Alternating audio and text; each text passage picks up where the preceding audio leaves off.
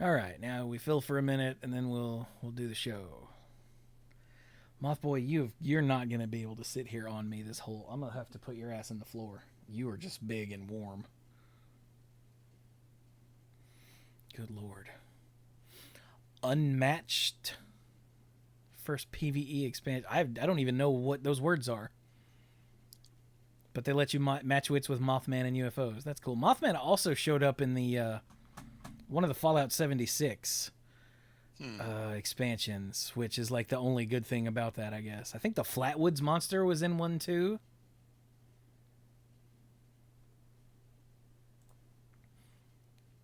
A combat board game using public domain characters. Ah, okay, that makes sense.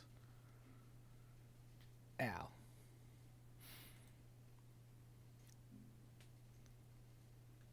Oh, I had an idea for how to introduce everybody, but I forgot.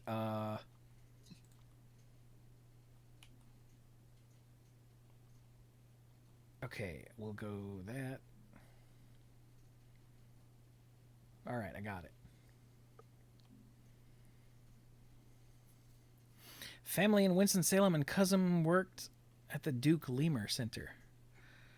Dude, you were like right here. You should have said something. We'd have grabbed a lunch or something.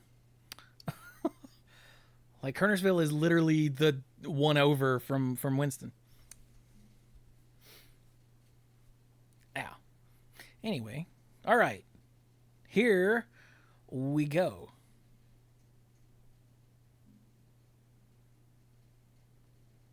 Ow, jam. Hello, everyone, and welcome to the Mana Pool. This is episode 732 of the Mana Pool, but don't let that scare you away.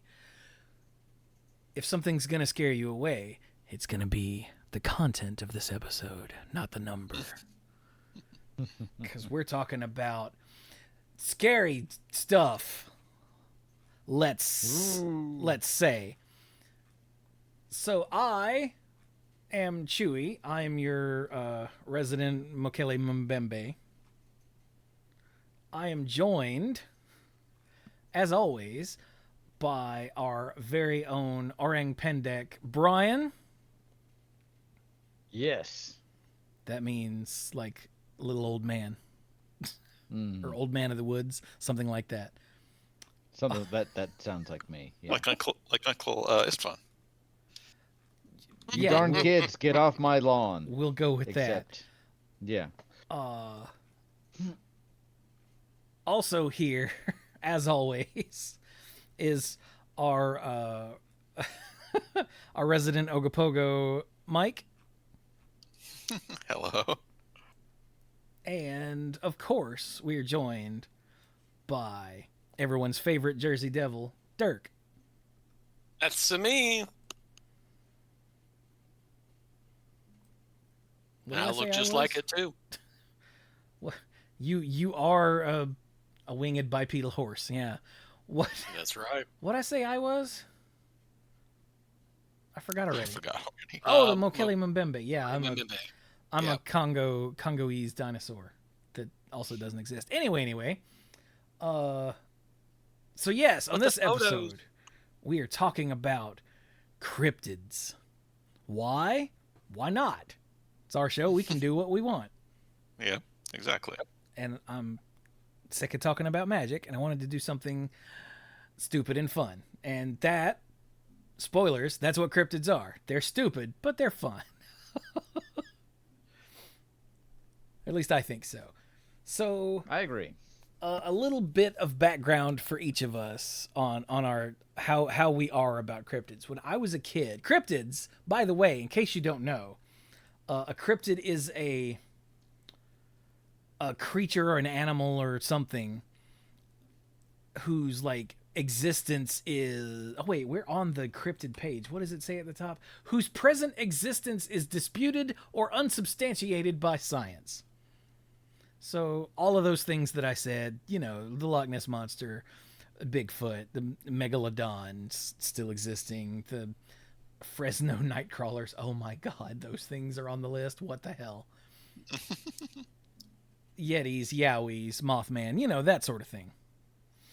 Those are cryptids. Now, there's a lot of crossover between like cryptids and mythical or legendary creatures, and as Dirk brought up in the pre-show,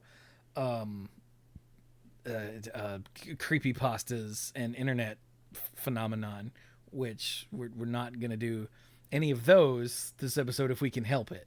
We're going to stick with things that are officially cryptids, I guess. Officially. But anyway, so for me, when I was a kid, I believed in everything. In elementary school, I found a couple of books in the school library about, strange. This is before the word cryptid was even a thing. Like, that is a relatively new word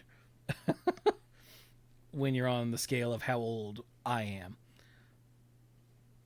I will be 45 this year, in case you're curious. So old.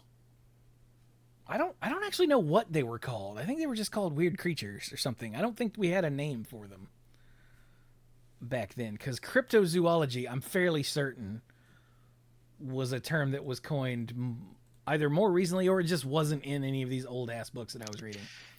Yeah, cryptozoology. It probably just wouldn't have been in a book for a kid, but I know I had heard that term a long, long time before I'd ever heard the term cryptid. Oh, the term dates from 1959 or before. Oh. Mm-hmm. And the term cryptid was coined in 1983. Okay, so I was in elementary school reading these books in like, let's see, 80. I don't think I found them in kindergarten or first grade. So probably like 86, 7, 8, 9, like in there somewhere. So probably the books in the elementary school library are probably way older than 83. Yeah, they would have been. So yeah, monsters. Ben in the chat is pointed. They're probably just called monsters. You're probably right, actually. So, but yeah, I believed in everything. Like Bigfoot was real. The Loch Ness Monster was real. We were gonna find, real evidence and clear pictures of it just any day now. Yeah. Why isn't anyone doing anything about the Bermuda Triangle? Right? Like, this is a major problem. I was basically like Fox Mulder before Fox Mulder. Oh, God. I don't know how old the people are that listen to this. Fox Mulder was the main character on a show called X-Files. That was primarily about a dude who believed in aliens, but he believed in everything. Any weird thing. Yeah. So, what was that? Hey, Ben with the 63-month resub. He says, "Behold the Mothman." Yes. I'll show you the Mothman, or the Moth Boy here in a minute. But yeah, like I said, I believed in everything, like everything. And even up until, like back when Scott lived here, we used to watch Ghost Hunters and like hope to see something. Like every year, well, I say every year, but I think like 2 years, we watch the live Halloween feeds of Ghost Hunters, hoping they would see something. Of course, they're not going to see anything because it's not real either, but we'll get into that on another episode probably. But at some point, I started to actually like look into all of these, like, later in life, high school or college or something, and found out that like none of the actual evidence was evidence. Like none of it was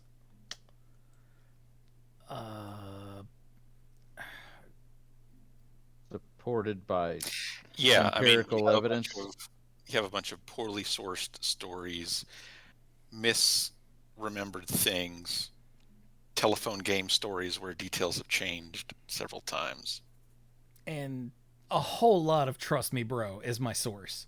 Yes, like a whole lot. And the more I looked into it and saw evidence for myself, even like I would devour any sort of show. Like, back in the day, Leonard Nimoy, like before our time, Leonard Nimoy had In Search Of, and I would watch reruns of that. And even that show which was not like, this obviously isn't real, we're just going to show you some stuff. I was like, oh, that's literally just a wave, isn't it? They're all freaking out over a wave on a lake. And I was telling Brian a couple days ago, once we'll talk more about it later, but once the famous surgeon's photo of the Loch Ness Monster was revealed to be a hoax, I think that's where my belief in everything just sort of crashed. Yeah. Well, that's part of the issue, and we can talk about that later, is especially if you kind of get your start as a kid, once you figure out that one thing may not be true, how much of the house of cards starts to come down. So yeah. For me, it's if I may, I don't want to interrupt Chewy if we're doing like our backgrounds for this sort of thing. Oh yeah, and after that, I stopped believing in basically everything. I now believe in. I guess am I a nihilist now? We believe in nothing, BlueSky. You believe in the sand beneath your toes. This brings a peaceful feeling. What's that? I love that song. Do I hate that song? Yeah. I think I used to hate that song, and then I realized that I'm old, and now I love that song. The peace gives I'll think of it later. Anyway. But, so, for me, yeah, I kind of had almost an opposite experience of Chewy. Whereas, when I was younger, I believed in, I was always a fantasy nerd, and King Arthur and that sort of stuff, loved magic, and but right around, I don't think I don't recall ever buying into like Bigfoot or Loch Ness Monster. And I think part of that is, again, part of it is shaped by who you're with, and I think my parents took a very like, that, can you believe people believe that crap sort of thing, that was just how I was raised. And once my younger sister, the hot one, that one, revealed to me that Santa was maybe not actually real. Wait, your younger sister? Yeah, she figured it out before me, and she delighted in breaking. She delighted in breaking my illusion. Trust me, that was not done for my benefit. Harsh. Yeah. Oh yeah. Oh, she was very. That was kind of our relationship. You think of the older sibling as the one that like breaks your toys? No. But so I kind of enjoyed learning about the legends, but I learned about them in the same way that, like, how a lot of kids, I was one of them, loved Greek mythology and learning about the pantheon. It was that sort of yeah. That I had that sort of analysis to it. So mine was a little different from Chewy's. So how about now? Oh, in a world where, not to get all political, but in a world where we can destroy ourselves and elect the worst possible leaders to continue destroying ourselves. Sure, I will say, we're not talking about aliens this episode, right? Because that's a whole other potential thing, yeah. But I had always lumped aliens in with the same everything else. I am aware that in a universe as vast as ours, there's probably other intelligent life out there. But the thought of like, oh, they've been monitoring us, they've been probing us, and that sort of stuff, I'm like, no, they probably have better things to do. But there is a whole lot coming. We're hearing some stuff about like Congress having closed sessions and all that about Area 51 and technology, and kind of makes me go, was I wrong? But so I'm kind of at the point where I'm trying to be open to new ideas and realize, I mean, to research for this episode, I watched some videos, and one of them pointed out, look, is most of the stuff debunked? Sure, but we're also discovering how, like, 30 new species, like, all the time of everything. So, yeah. Still skeptical, but with an open mind. How's that for my present? That's weird. I kind of almost have gone in the opposite direction of Chewy, where I started out like, this is all crap, and now I'm like, it's probably all crap, but what if it wasn't all crap? How about Dark or Mike? I think they're real. I think Dark and Mike are real, despite the empirical evidence to the opposite. Maybe. Oh, for God's What was sake, your Dirk, guys' go. Yeah, I think we're each being too polite and waiting for the other to go ahead. In terms of my experience, I think I probably saw some of it back when I was a kid, and I used to watch the Leonard Nimoy stuff as well, and the X-Files, and I also kind of went through the, it might be true. I will admit I was a very gullible person when I was much younger. Just when he was younger, though. Yeah, just when I was younger, though. And like the Bigfoot stuff, I don't know.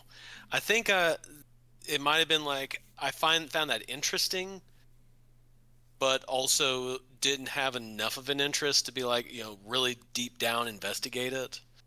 So X-Files was more entertaining to watch and learn a little bit about the stuff.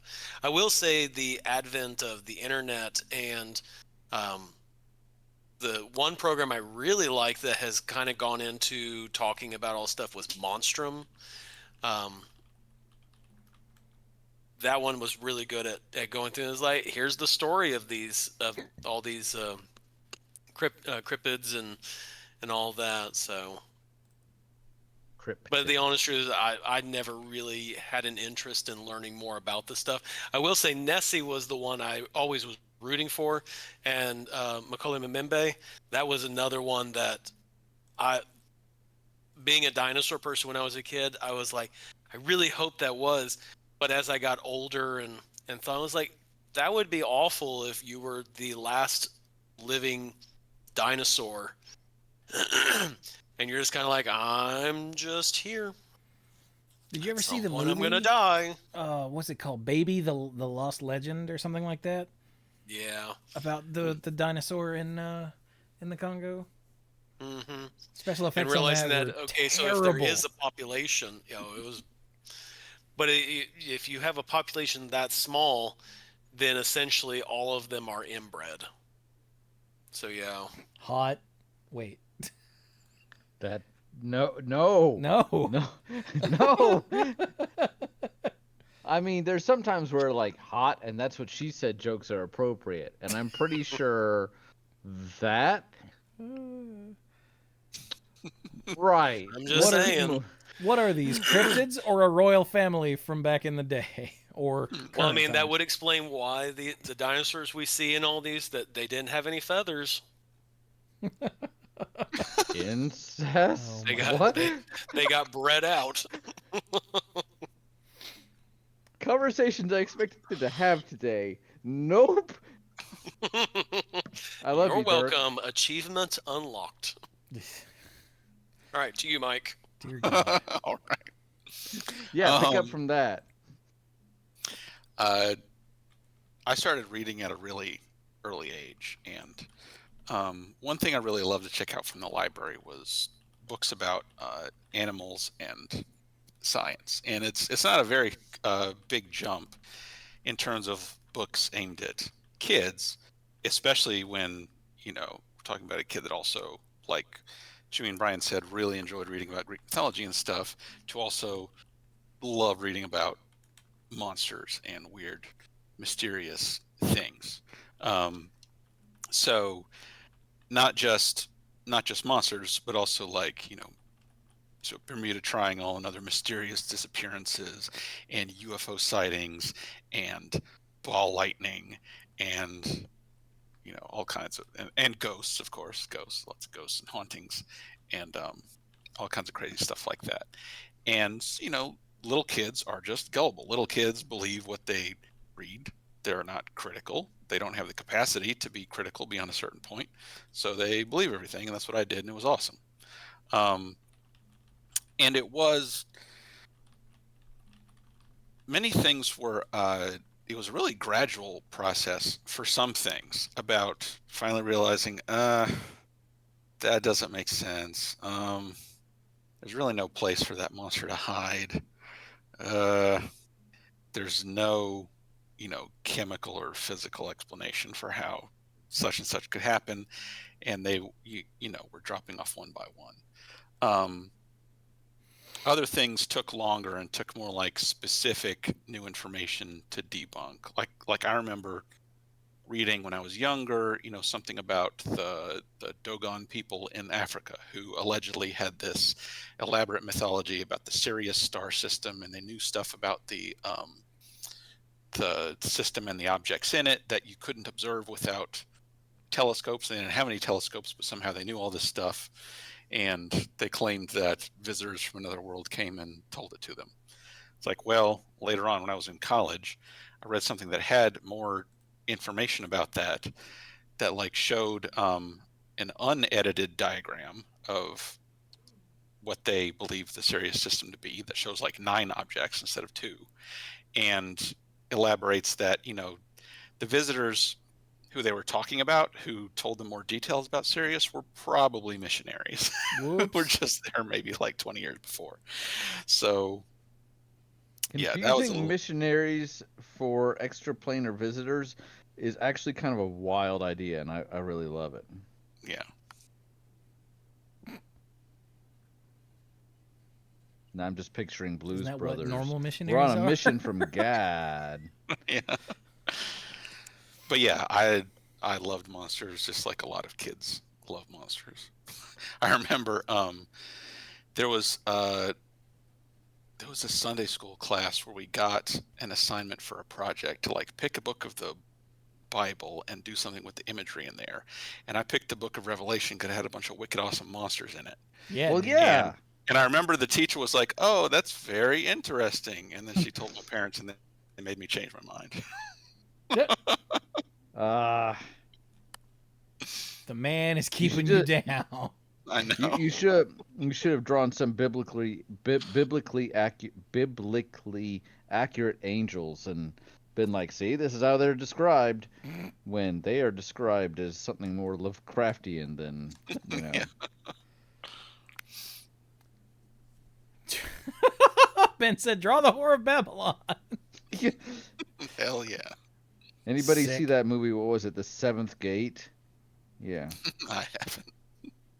I saw the ninth. One Gate. other show that I watched a lot of that did kind of, brought my paranormal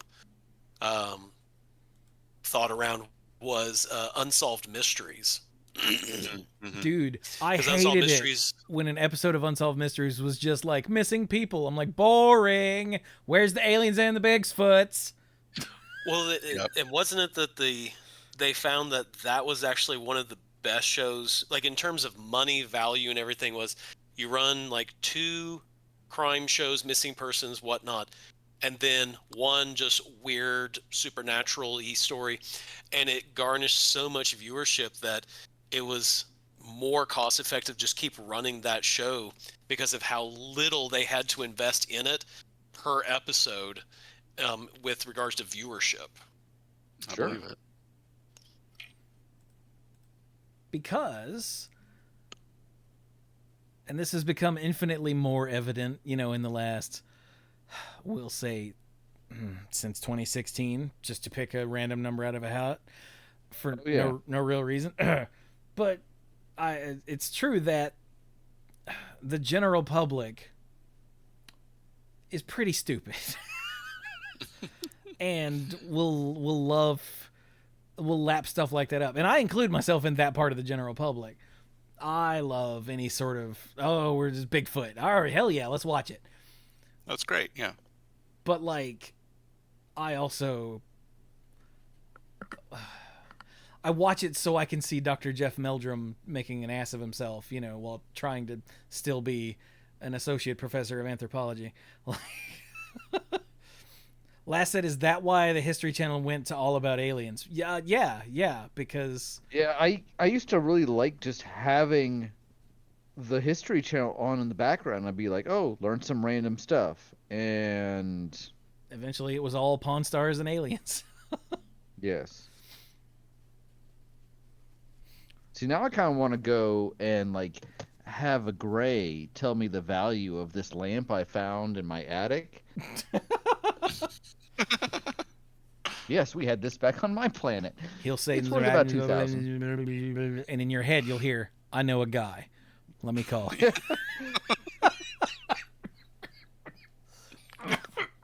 No, sir. It's all cubic zirconia. Also, apologies to everyone. You know how when you choke on something, like water goes down the wrong pipe or something, and you choke on it, and then after a while you're, after that you're like coughing because you feel this in your throat?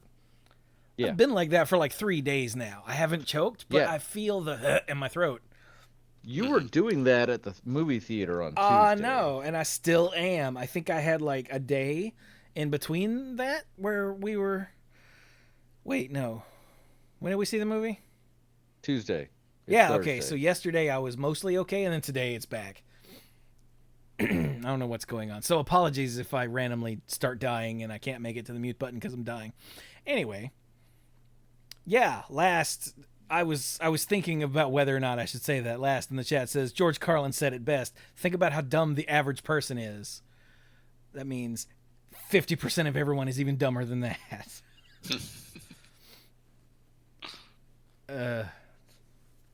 So, yeah.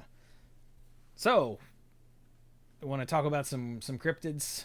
We haven't quite figured out exactly how we're going to do this. I figure we'll pick a cryptid, talk about it for a bit, and then talk about why it's probably not real. Yeah.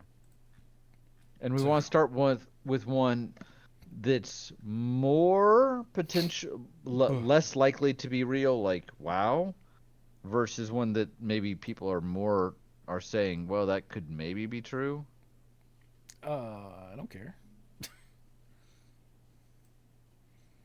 I did some research for this, but I told Chewy on Tuesday the only thing I know about Mothman is that Richard Gere was in a movie about it, and I've never seen the movie. So I actually kind of didn't learn anything about it because I wanted to be educated on this show. So I'm going to do a weird thing. I'm going to request Mothman, and then I'm going to listen to you guys and react to what you say before we move on to something else. Like I'd like to talk about chupacabras, but I'd like to hear about Mothman first. I've got a young Mothman here with me. For anyone watching the video version of this, look up now because nope, that ain't it. Just me. There we go. Check it out. I've got a moth boy. Look at his majestic wingspan and his little feet. They got little claws. And look, he's so kawaii. Oh my god. See? Wow. And he's got little magnets in his wings so he can hide like a Mothman. But he's just a moth boy. Okay, anyway. I also, while I've got the camera on, I also have... There is no Loch Ness Monster in Loch Ness because she's right here with me. Hello. This is Nessie. See, she has a swole ass neck because she's very swole, and she has flippers. She has ridges here, and she has beans, and she's very derpy. These are Renee's, but I've borrowed them for the purposes of this show. But okay, so let's consult the screen. So Mothman is weird. I don't know why Mothman is so damn popular, because Mothman like showed up like 3 times and then has never been seen again. And it was in like the 60s or something. Like oh yeah, here it is, 67, 66 and 67. But Mothman. So as you can see from the image here, it's a big black shape with wings. It's humanoid. It's, I think, slightly taller than people. It's widely believed it has giant red eyes, and it swoops at people. And yeah, there you go. It's famous in Point Pleasant, West Virginia, where it is where this all happened. Like, there's even a Mothman museum, and Last in the chat went to it. What did you say, last year? So, and you can't see it from the picture here, but if you should look up, everyone right now should look up Mothman statue ass, because Mothman has a very nice ass on the statue. Like, damn, dude, save some for the rest of us. But whoops, what did I do? There we go. But yeah, Mothman like showed up a few times around like a munitions plant, and then there were a few other sightings here and there, and then a bridge collapsed, and then it was never seen again. That's literally it. Mm-hmm. There were a few other weird happenings around the time. Supposed phone calls from some sort of supposed alien or something or whatever called Indrid Cold. But like, that's because it happened around the same time, you know, it's lumped in with Mothman, but really it's not. So yeah. Okay. I'm not doing a very good job here, but like I said, Mothman just appeared a few times over the course of about a year, and then, like I said, a bridge collapsed, the Silver Bridge, and then yeah, that was it. Okay. I just figured, as popular as it was in culture, that I honestly think it's just because of the way it looks. Like this picture here on the Wikipedia page is pretty great, I gotta say.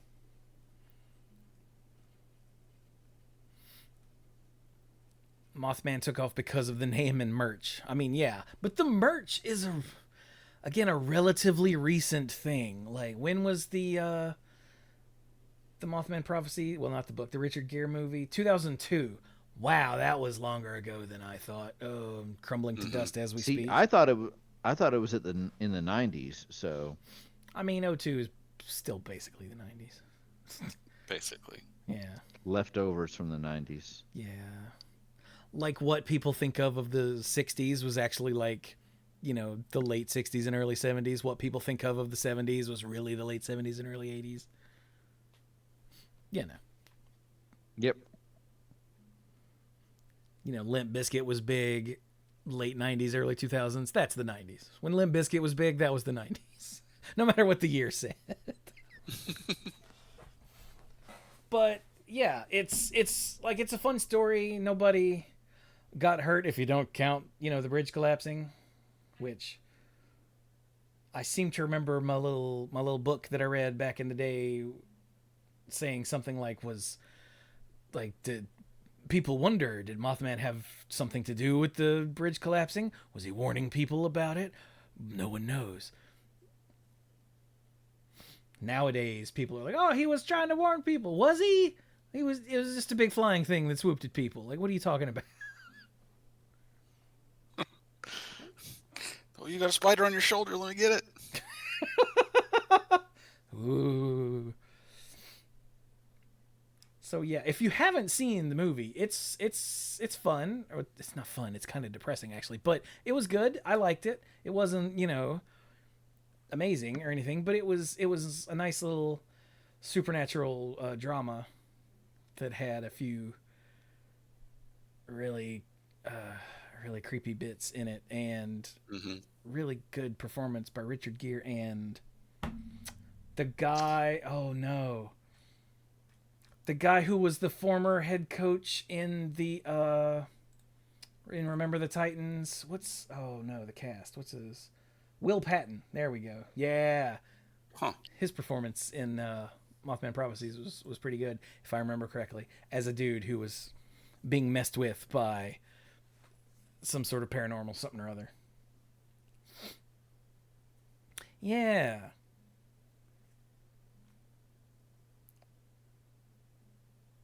So, there you go. Also, a name you'll see a lot in these articles is Benjamin Radford.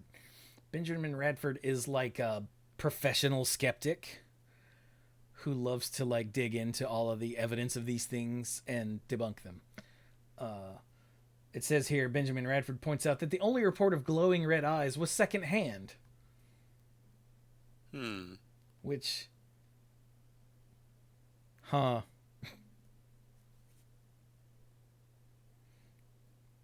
is weird how that happens and has become like its major defining feature.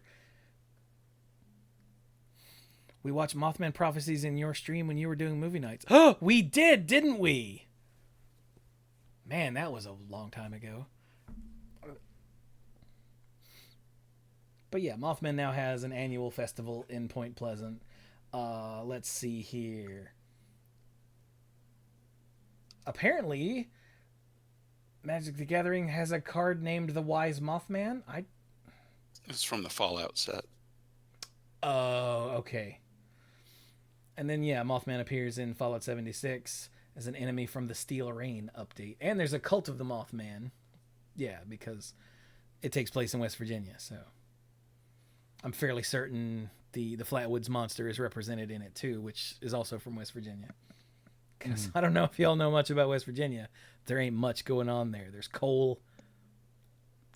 And there's Mothman. And there's coal. There's coal. I think Florida is the flattest state in the country. Like, literally topographically. And West Virginia is the most not flat state in the country. So it's got that going for it.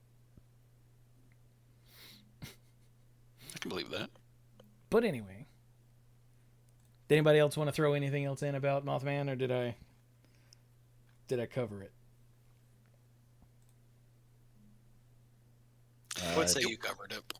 Yeah, it was interesting to me to get that impression of how popular and beloved Mothman was, even though the sightings were so limited, just in terms of like location and the span of time that people saw him. It just must have made a really strong impression on people, I guess. Yeah, it's just marketing. Like, now I'm curious, when did that... Point Pleasant held its first annual Mothman Festival in 2002. When the movie came out. Uh-huh. I think I'm starting to get a picture here. Okay, here we go. 12-foot tall metallic statue of the creature created by artist and sculptor Bob Roach was unveiled in 2003. So yeah, this is a relatively recent thing. Again, on the scale of how old we are. Really. And on the scale of how long ago this happened. Like, this was 66 and 67, and they decided to embrace it in the early 2000s. 40 years later. Yeah. And the Mothman Prophecies book was published in 1975. Yeah.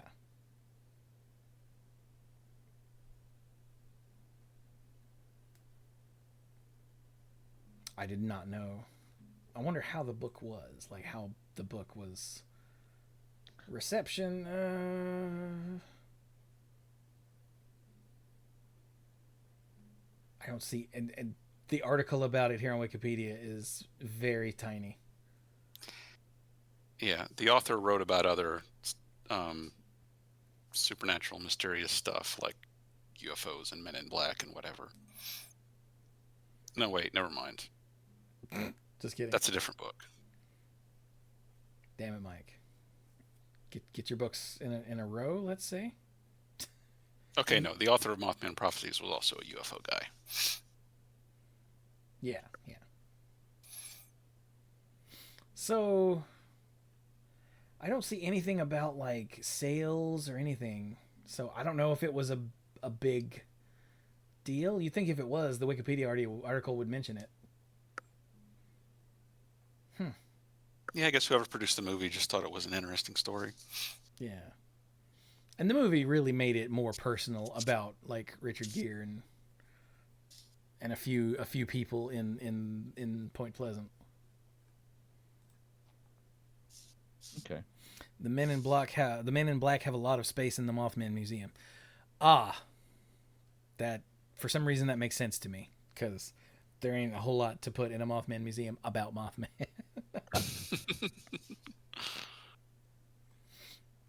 All right then. So as far as why Mothman's not real, I mean, it was a year and then he's never been seen again. It was honestly anything that's got big eyes and flies was probably an owl, because owls when they're fully spread out are massive and terrifying. Yeah, they look way bigger. I mean, that's one of the things. That's biology. Hey, there's something I don't know about. Let me make myself look really big so it won't try to eat me. Yeah. Also, heavier birds need way larger wings to fly. Oh. In the Wikipedia page here, it also says the source of the legend is believed to have originated from sightings of out-of-migration sandhill cranes or herons, which are even bigger. Yes. And for a man-sized moth flying object, the wings would just have to be just ginormous, not to mention that nothing that big, bird, whatever wise, just cannot fly. Because a human-sized bird would be like an ostrich, which is a flightless bird. One thing also in the pictures, the ones that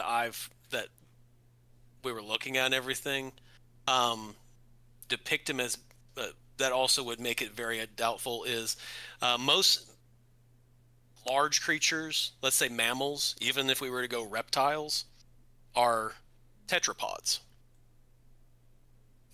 Which means how many appendages do they have? 4 that they walk on. They've got 4.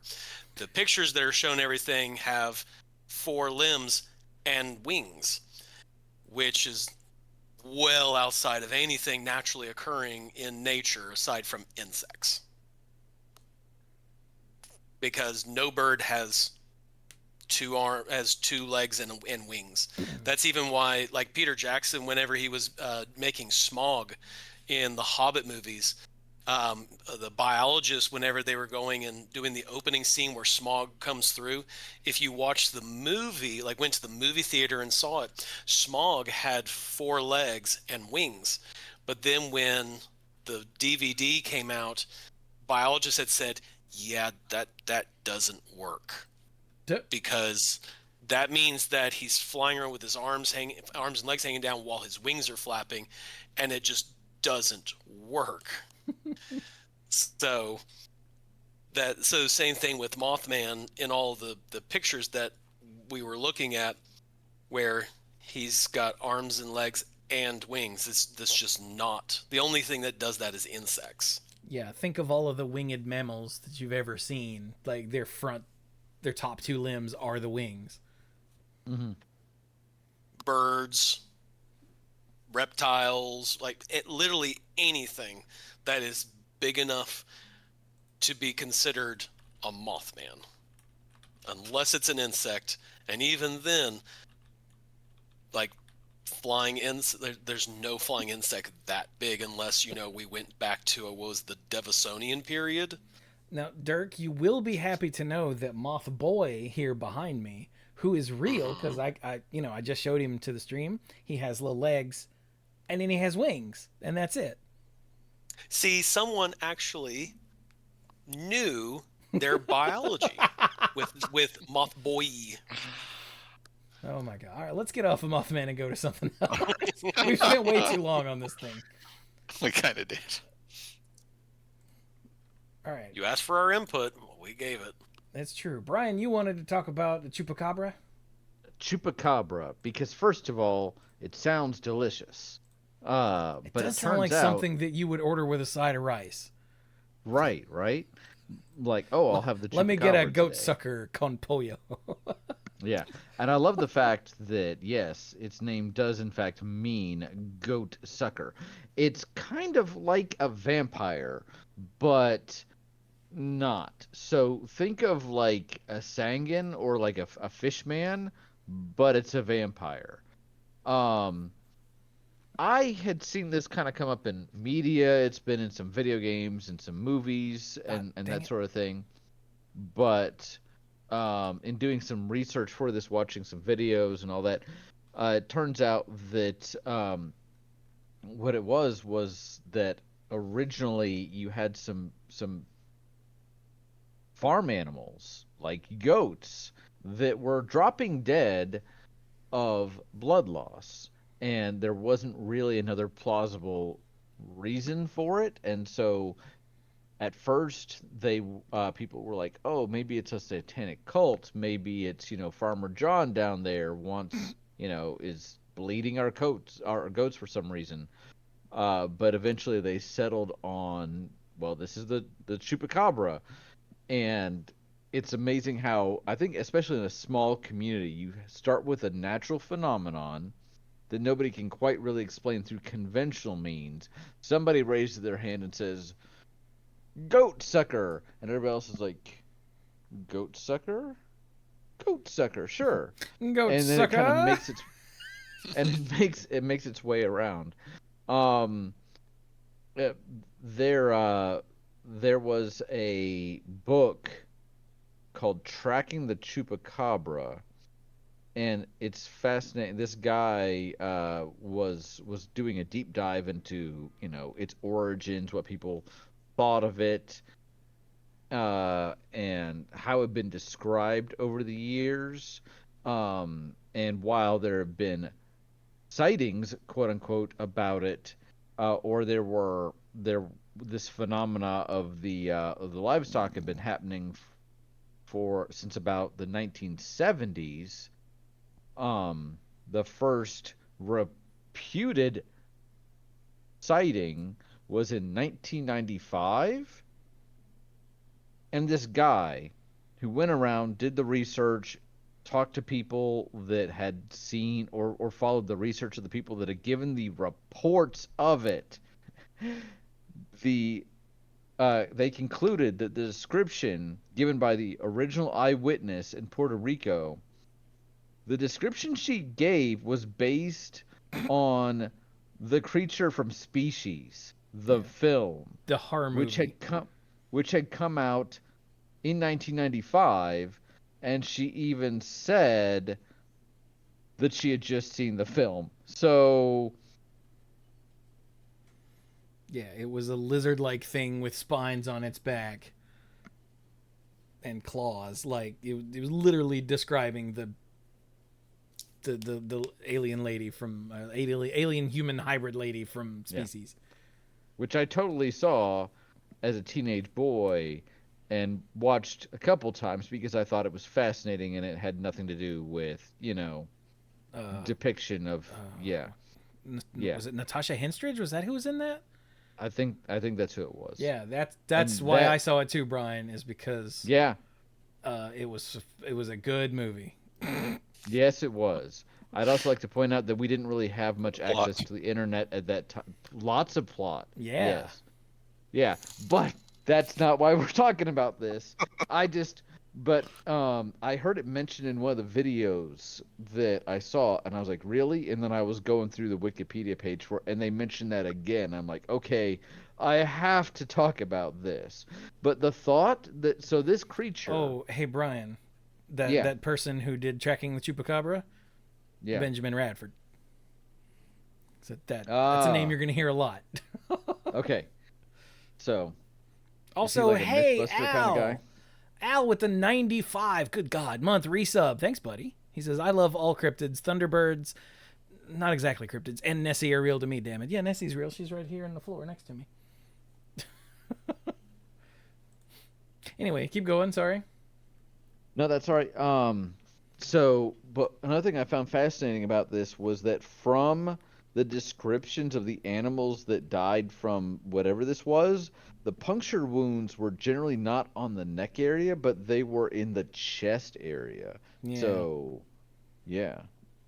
So that was kind of it, and then again, it's made its way into popular culture, and I don't know that it has been entirely disproven. I think they've said, this is probably other things. This could be coyotes, or Yeah. it I could mean, be, it's pretty much been disproven because the original description was the thing from Species. Later, yeah, they were weird canine-looking things, and I think it's basically been decided that they were some like dogs or coyotes or something that had mange, which makes them look Yeah, wait, they would alien yeah, and creepy and yeah. paranormal. Oh, they'd be oh, missing I get almost that. all their hair. Their skin would be discolored, and they would probably just look otherwise ugly and Yeah, like misshapen. there's a I picture think, here of a dog in the Chupacabra article of a dog with mange, and it's I mean it looks like an alien creature. yeah, I should clarify. I'm not saying that chupacabras are real, but in the terms of believability, this at least falls into, well, there's probably not a monster chupacabra, but something is killing these things. It's not probably a cult. It's probably not like natural diseases because, you know, this doesn't happen in a closed biological system unless something really weird is going on. So, a little unlike some things that we may get to where the whole thing was made up, this does not appear to be like a prank. This appears to be more like a misunderstanding of, Yeah, oh, yeah, that's what I meant. But you guys have any comments about chupacabra? it's got the best name, It does. It does. but like I also like Wendigo, but we haven't gotten to Wendigo yet. that's not a cryptid. It's not. We'll have that Technically not. discussion in a minute. But yeah, there's like before people brought up chupacabra, like the whole livestock getting killed thing was blamed on aliens. So you know, Or cult activity. or yeah, or cult activity. But like, it's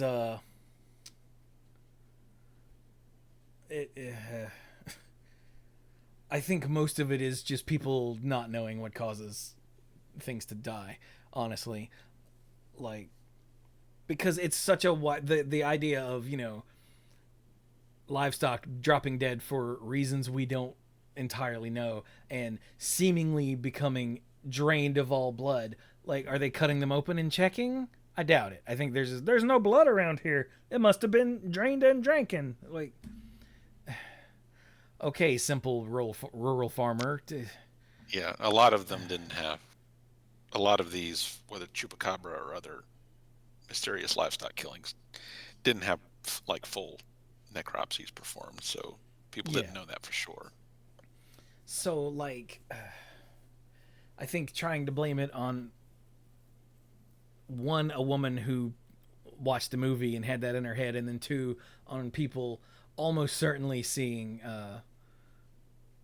dogs with mange and just connecting the two. There was no connection between the dead animals and the creepy looking dogs, but people made one. Well, the livestock died, and what the hell was that I just saw? That must be what killed them, Yeah. People do that. It's what we do.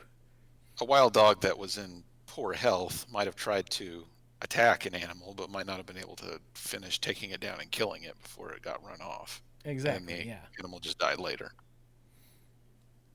So, but like I said, the whole livestock. Oh God, what's cattle mutilation? There we go. The whole livestock mutilation thing is a widespread phenomenon across, from what I understand, the entire world. So, I doubt it's a chupacabra. just saying. We'll just have to learn how to say chupacabra in other languages, and then we'll have an explanation. Oh, that's true. Yeah, we'll look up how to say goat sucker in every language. Someone give it to me in Finnish. As long as you don't accidentally find like goat popsicle. Yeah. Oh, dude, I would totally buy goat suckers. As long as they weren't, if they were goat shaped, not goat flavored. Anyway.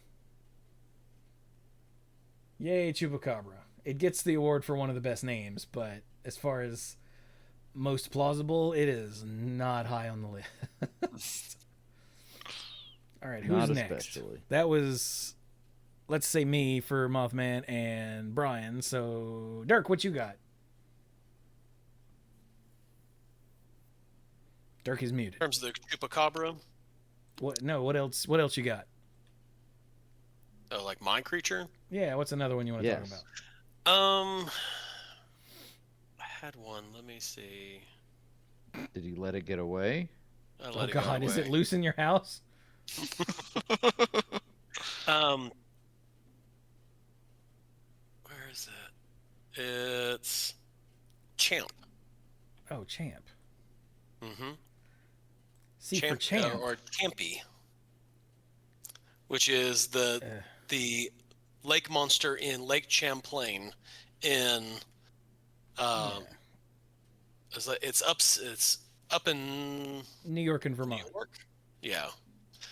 So, yeah, that one, I bring that one up because I think that one was if it wasn't on the Leonard Nimoy show. Oh, it was. I think it was an Unsolved Mysteries episode. Yeah, pretty sure it was that too. Yeah. Hey, look, so there's I Benjamin think that's Radford where I was again. exposed to it.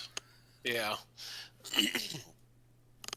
What I think was interesting is that, with all the hype of, Nessie and Loch Ness and everything, people I think were trying to, force that issue onto Champ, and it just one that when you look at Lake Champlain, it's like, I don't see how this, like, even the videos they show of it, it's like, okay, that's weird, but I don't think that's a monster. Yeah. Put it on a t-shirt. We can sell it. Oh, but it's like the Champ is another one of those things that has become a mascot for the region. Mm-hmm. Like, I'm sure Jay Spencer, he lives up there, has seen like the Champ statue. I've seen the Champ statue, not in person. I've never been to Vermont, but I've seen the Champ statue. If it's still there, I don't know. You think there'd be a picture of it in the article here. Burlington, Vermont's minor league baseball team is the Champs. Yup. See, there you go. Awesome. But like here's the famous picture, which is supposed to be Champ's head in the water. I mean, I don't know what it is, but I'm fairly certain it's not a sea monster. Lake monster, sorry. See, the thing with this is I'm gonna lump all of the monsters together, the lake and sea monsters, mostly lake monsters. A bunch of these lakes that you'll see that have lake monsters in them are long and narrow. Like Loch Ness is very long and narrow. You can see Lake Champlain here is long and narrow. And that's important because of the way that waves behave in long, narrow lakes. Like, you can see the wake from a boat forever, way after the boat is gone. So you'll be like, what is that? There's no boat causing it. And because, it's long and undulating and whatnot, your brain is going to try to turn... what's the word I'm looking for? Going to try to rationalize it into something. And a long, humped creature is pretty much what those look like. So, yeah, Jay Spencer just said his brother, as a teenager, swore he saw Champ, and I don't doubt that he believes he saw Champ, but I do doubt that he saw Champ.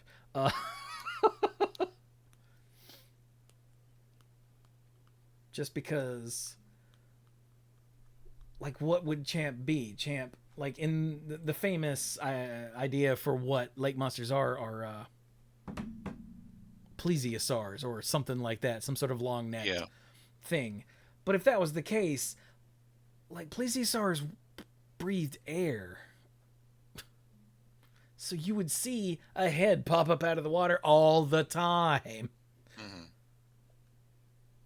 Like when you go see whales and they pop up out of the water, like, there are entire tours around that. You know why? Because whales breathe air. Yep. Yeah, I went on a whale. I went on a whale watching tour in Alaska, and it was awesome. And I got some shots where you could almost see a whale, and it wasn't maybe the best time. Because you were 5 to 10 seconds behind. You got it. You got it. I actually did get the best pictures of anybody in our group. But yes, because whales are mammals and they breathe air. Yeah. Anyway, I did not mean to take over Dirk's thing, but, like, a lot of the evidence, quote unquote evidence, of these is just misidentifying things. And because so many of these lakes are long and narrow, Nessie, Champ, Ogopogo, all of those, right? Ogopogo is also a lake monster. Sorry, it's the Ogopogo statue I was thinking of, not Champ. My bad. Of course, there's not a map of Lake Okanagan.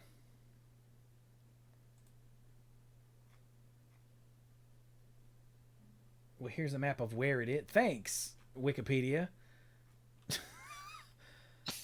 Oh my god. All right, I'll go look it up elsewhere. Sorry, Dirk, I did not mean to walk all over yours. My bad. Well, and it goes back to what I mentioned before about any of the dinosaurs and everything. Is even though Loch Ness and Lake Champlain are, are sizable lakes and everything, for you to have a stable population that can't be a handful, because that will just, inbreed the population out of existence. Here we go again. I mean, biology's biology, man.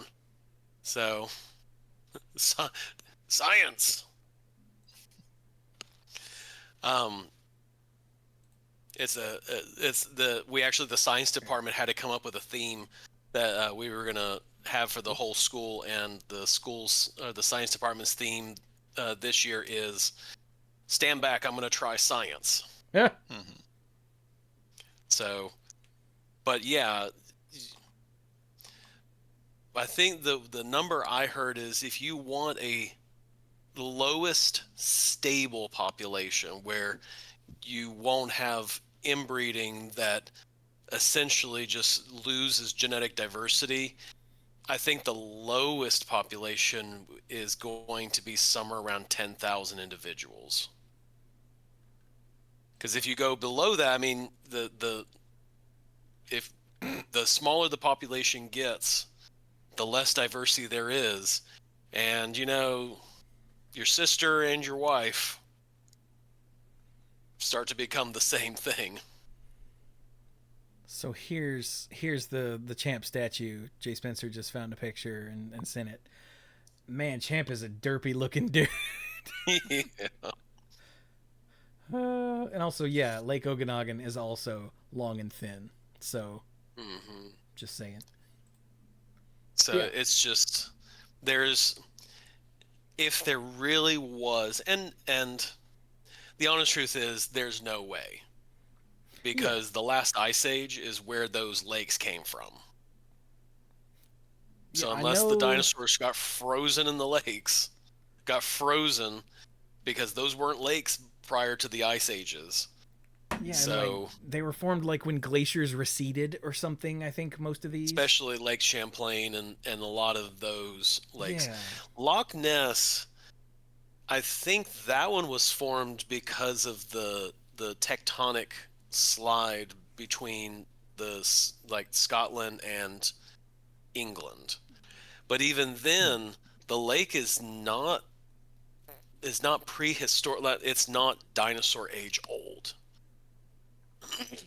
So it's just not feasible Well, that you see, a Dirk, dinosaur would be there. what Well, it's happened not is feasible. that no, what happened is that a small population of them survived somehow and then found their way into the lake when it was still connected to the ocean and then got cut off because that must have happened immediately, obviously. And, and then they just continued to breed there forever and become inbred derps, which is why They all Champ look looks like so damn derpy. that statue. But yeah, I mean, even like you could go pretty well below 10,000. Like Sumatran tigers and pandas, you know, have been way below that for a long time. But like there would still be, this is a problem with all of these cryptids. There would be remains and there would have to be so many of them because, you know, nothing lives forever. You know, very fortunately in some cases, but like unless this is some weird immortal lizard thing that doesn't need to breathe air, like we're not, it's literally just not a thing. Now it could be an immortal lizard thing that doesn't need to breathe air, and in which case, if that's the case, then no, my bad. Science doesn't account for that yet. Piss. I think the only thing that ever would be considered immortal is, I think there's like a jellyfish or something of the sort that it reverts itself back to its pupal stage, or like the polyp stage. Like it can do that, but anything above that in terms of complexity, there is no way, because of something, thermodynamics, entropy, something of that sort. Sure.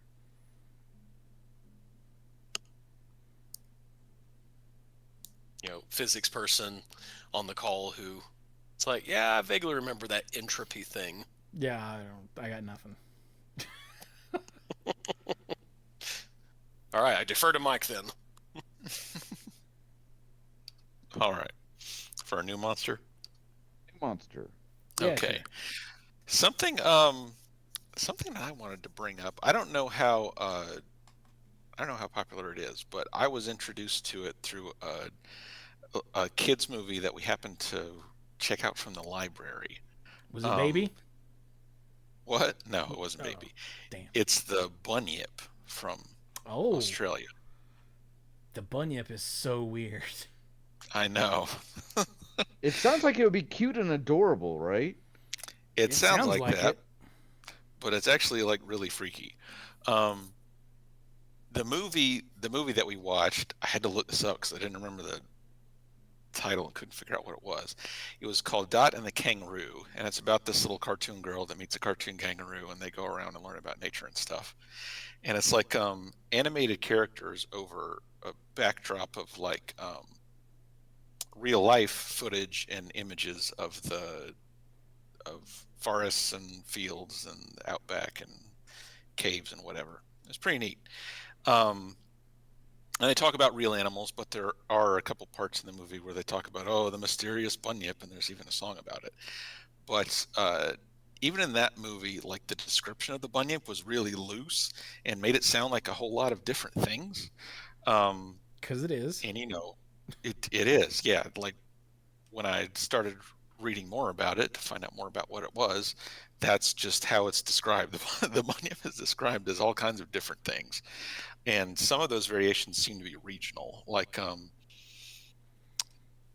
Aboriginal people in one area will describe it one way, another area describe it another way, and so on and so forth.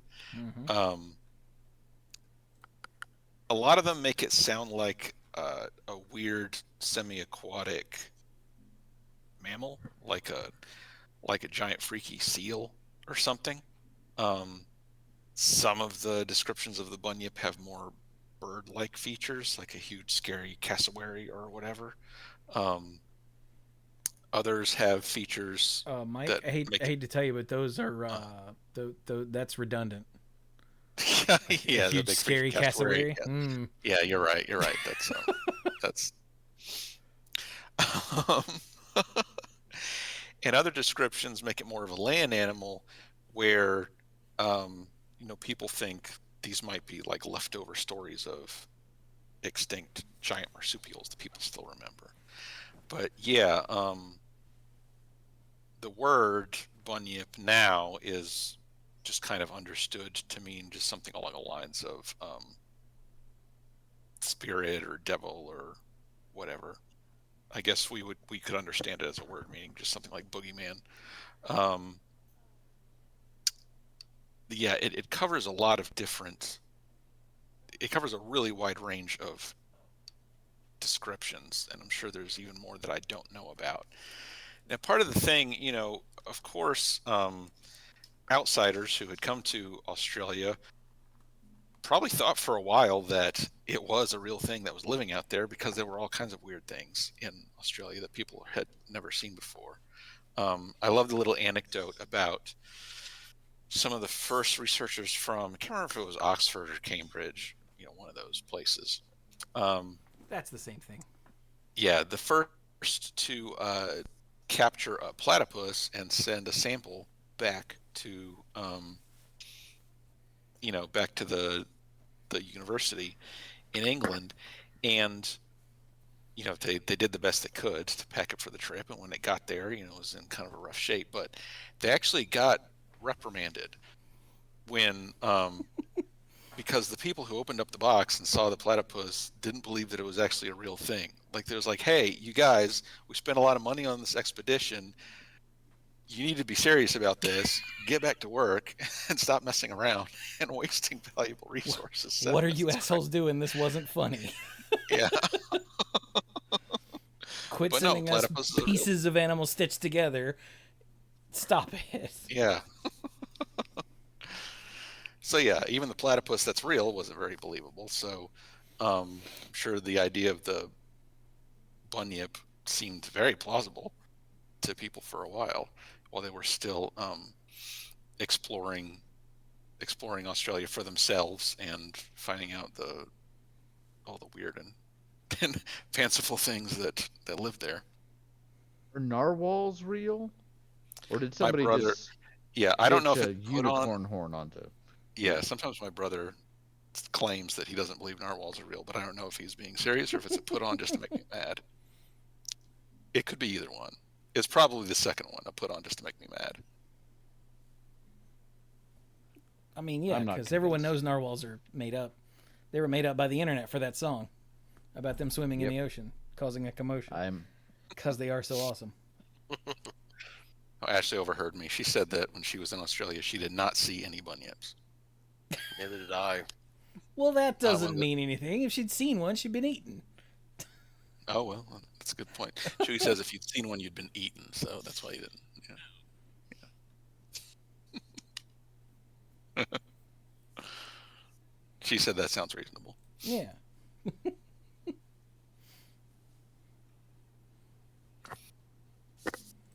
That was one that is a trip because it's really just like an Aboriginal, like folklore mythology thing. Yeah. But a boogeyman story that got taken really seriously by some of the people who heard the stories because, hey, you never know. Yeah. And I love just on the Wikipedia page, we've got the feline mammalian thing eating a person. We've got this ungodly Lovecraftian creature crawling out of the water. We've got scroll, an actual like water devil, and we've got this weird like Bronze statue. Yeah, the statue of a froggy thing. bird froggy thing. Yeah. And those are all completely accurate depictions of bunyips. Oh, and then there's the weird one Godzilla more. monster looking thing too. Yeah, the dragon. I was about to say it looks like something from like one of the North Korean like Godzilla ripoff kind of movies. Oh yeah.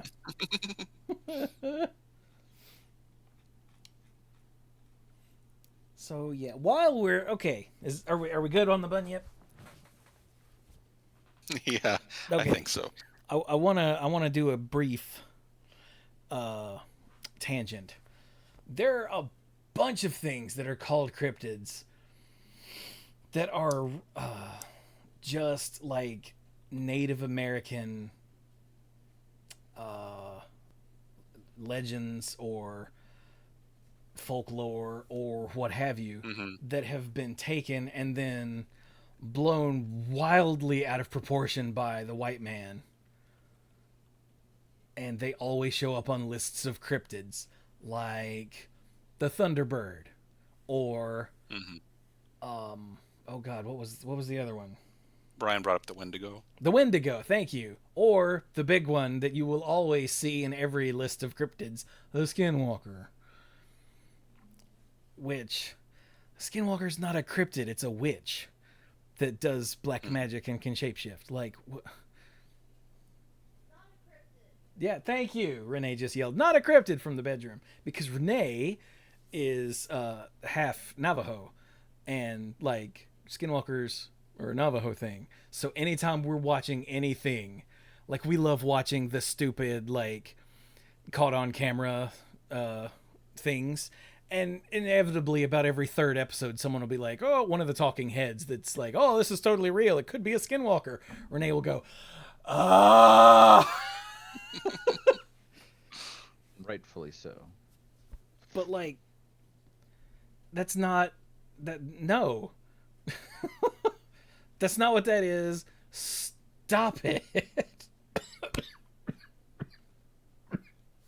Excuse me.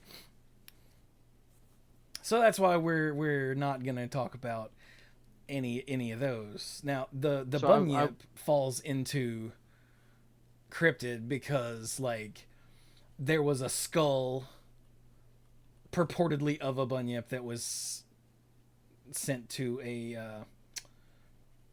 the Australian Museum and then removed, and then there was a corpse of a supposed bunyip that was sent to another, probably the same Australian museum, and they were like, oh, we never got the package, because it was probably, nonsense. But, like, it has fallen into cryptid territory because of all that. But, like, Skinwalkers and the Wendigo and Thunderbirds, like, stop. Stop trying to whitewash all of the Native American stuff. We know natives are cool. They are. They're way cooler than us.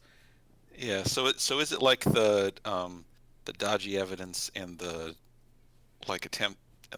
attempts at scientific or pseudoscientific research that kind of bring something into cryptidhood? I think so. Yeah. At least as far as that, or it's just obviously made up nonsense like the Jersey Devil, which I guess we should probably do that one. I was going to ask real quick before we move on. Yeah, go for it. So I had on my list the Wendigo, and I did a little research into it, and I had seen it on shows. One of the shows that I enjoyed for a long time was called Supernatural, ran for 15 seasons. Mike still needs to get caught up on it. And they had a thing where part of the themes was that they would encounter a lot of creatures. It was kind of a road trip sort of show, but think of like Ghost Hunters meets Road Trip meets, all sorts of interesting, again, creatures. And there was an episode about a Wendigo. I wasn't aware that it was necessarily Native American in origin. Oh, yeah. So, okay. Well, then I thought it was kind of interesting. And it's not a creature. It's like a spirit that takes over someone when they eat people or something. Okay. So I'm gonna do a quick. Well, I was gonna do a quick spoiler alert for how the show handled it, but since it's not a cryptid, maybe we'll do a discussion about spirits and stuff at some other point. So I'll just save that for next time. Fair So enough. you wanted to talk about what were you moving on Oh, to? the Jersey Devil, because the Jersey Devil is a Okay. fun one. First time I ever heard of this, I really thought it was around the time, I kid you not, and I did not grow up in the Jersey area. I heard of Jersey Devil around the same time that Jersey Shore was popular, and I just thought it was a mascot or something Yeah. for the show. So what is the Jersey Devil?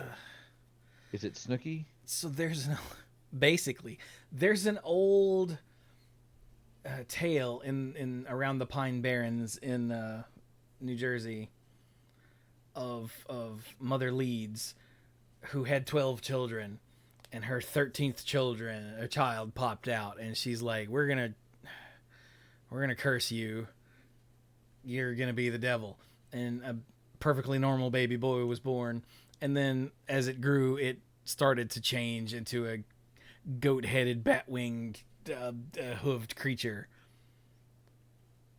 and eventually it flew up the chimney and out to live amongst the Pine Barrens. Now, there is no evidence, as far as I understand, that Mother Leeds ever existed. The thing that I saw about this was actually that it was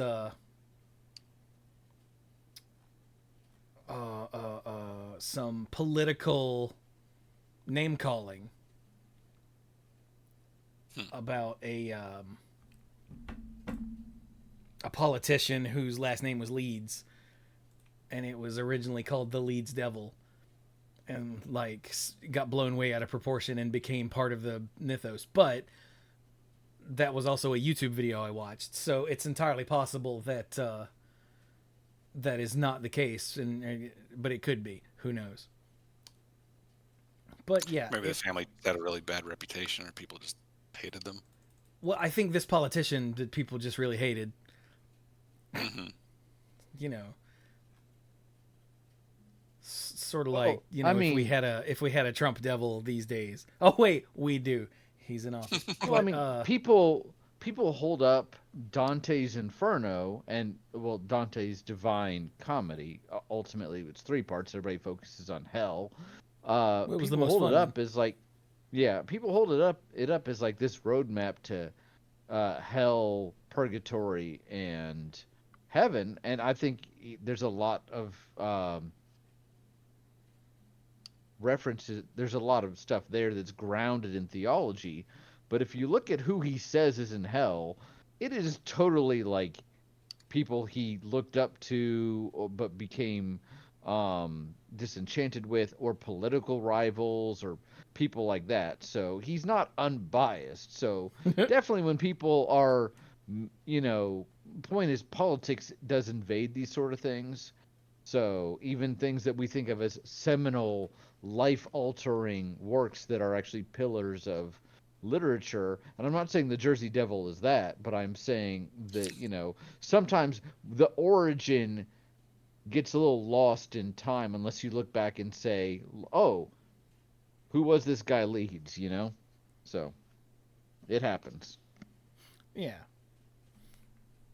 Now, the Jersey Devil has had sightings in and around the Pine Barrens of New Jersey for, oh God, it looks like Napoleon Bonaparte's older brother Joseph claimed to see it in 1820. So, there's that. There were a wave of sightings in 1909. Let's see, 25, 37, 1951, 57, 1960. And that's all that it mentions here. Huh. But the Jersey Devil has been a thing for a very long time, obviously. And like the oh god, what is it? It says it right here. The hockey team in Jersey is the New Jersey Devils. Mm-hmm. You want to know why they're named that? You're looking at it.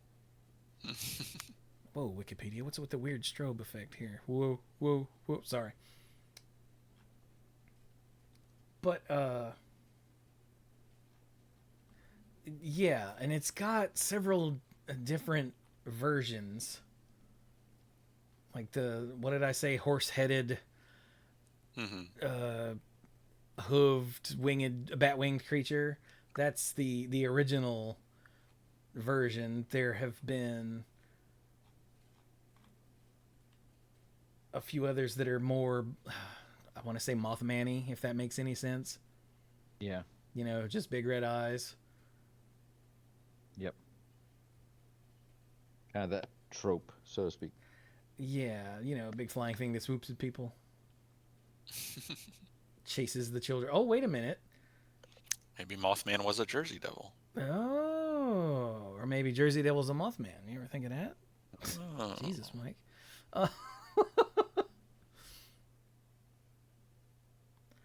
But yeah, like this one I think is fairly easy. It comes from a weird fairy tale about a woman who had 13 kids, which, you know, back then was not unusual. Because, you know, I mean, I think that's still a little on the high side. She but... probably delivered more than that, and they didn't all live because it was the, 1700s. Yeah. And we didn't have, vaccines and stuff. But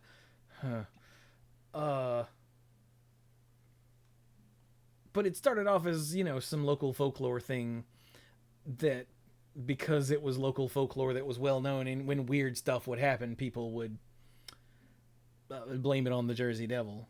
And when something unknown was seen, oh, well, it's the Jersey Devil, clearly. Hey, and then I sneezed. Oh, I bet that was because of the Jersey Devil. Jersey Devil.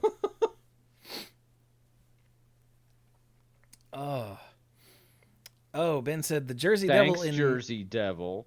The Jersey Devil in Unmatched. That's a card game. Is a rat bastard. If your deck runs out, you start taking fatigue damage, and the Jersey Devil mills you out with his horrible shriek. That sounds right. Yeah. But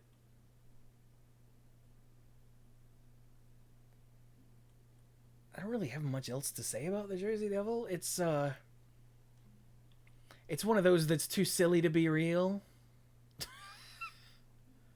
Yeah. You know, like there's a lot of these have, people that are seriously trying to find them. This one, I'm sure there are, but they're silly. Yeah. And it's another one like Champy or oh geez, we were just talking about it. Like Champy or Mothman, where that it's a real local point of pride and entertainment, like, hey, the Jersey Devil. Exactly, yeah. It's another mascot. Like it's do it everywhere. They named their professional hockey team after them, Yeah. Like that's not the local team, that's the NHL team. Yeah.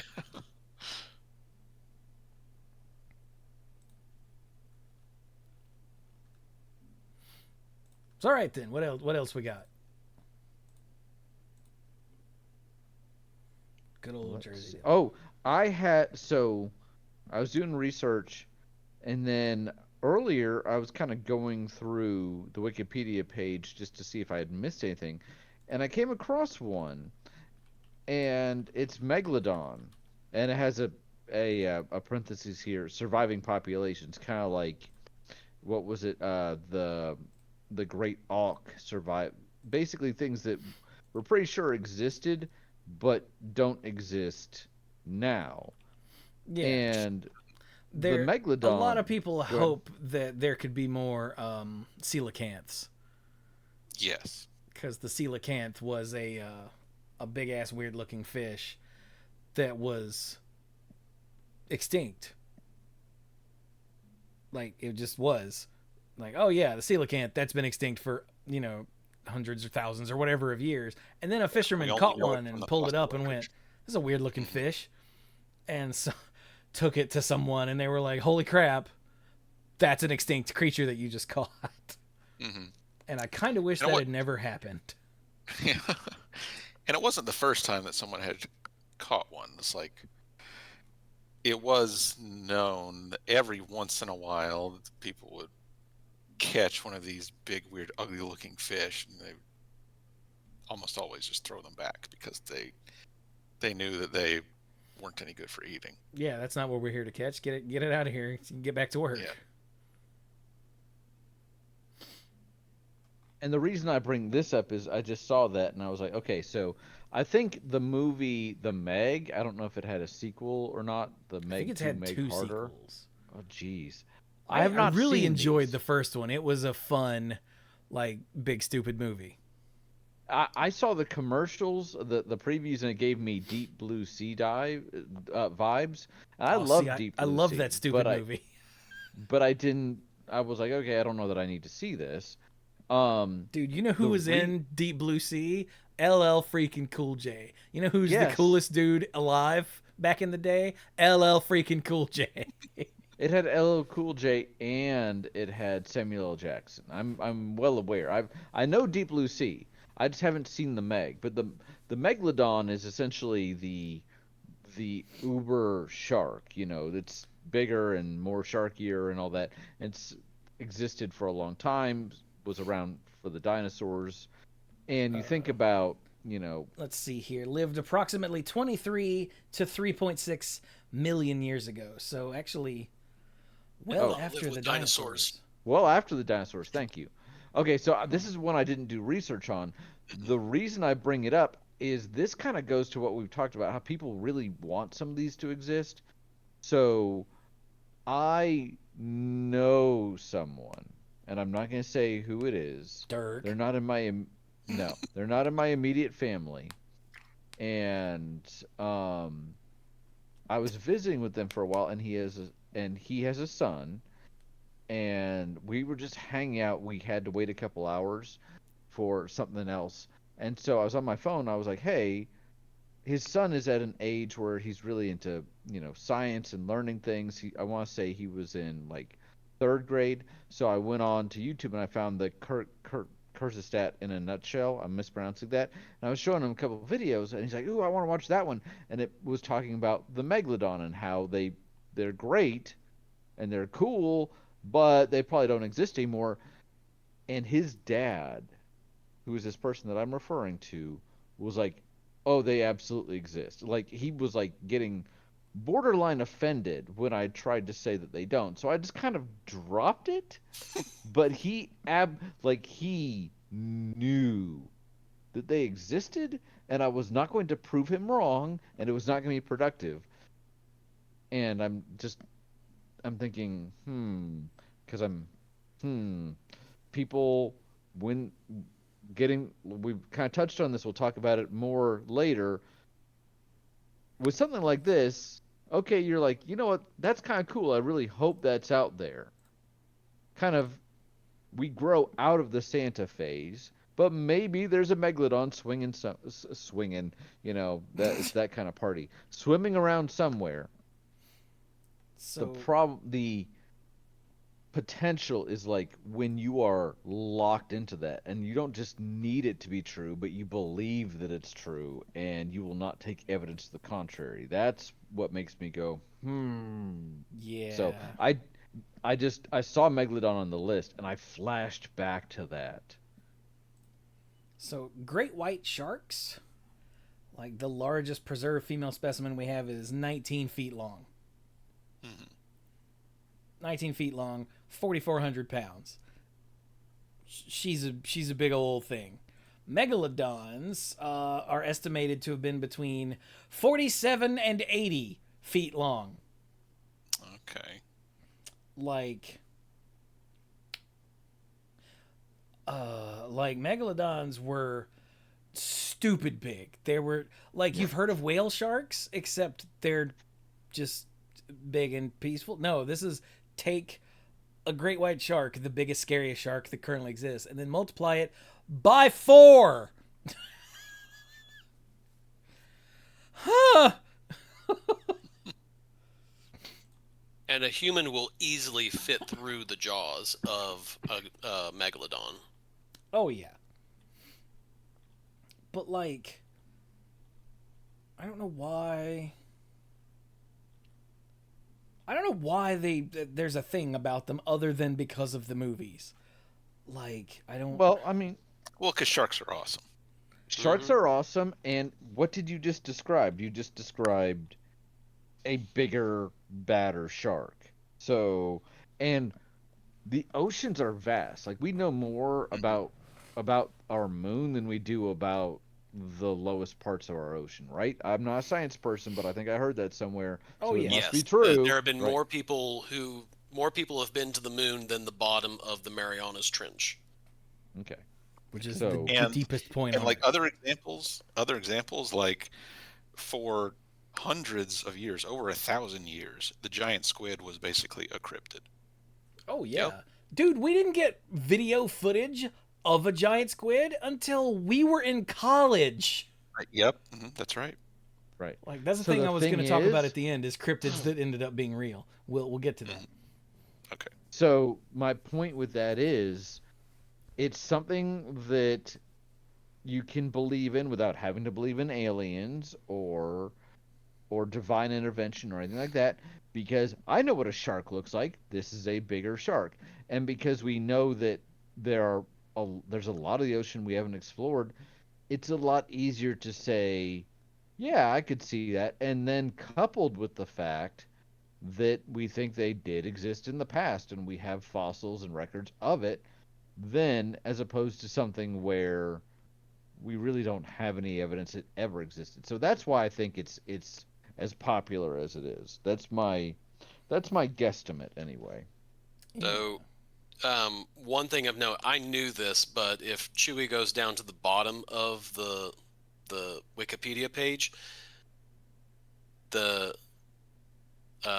North Carolina state fossil is the megalodon. I did not know that. Go down have to a the bottom of state the fossil? Wikipedia page. Megalodon teeth are the state fossil of North Carolina. Well, look at that. Yeah, I didn't even know we had a state fossil. I We do. didn't either.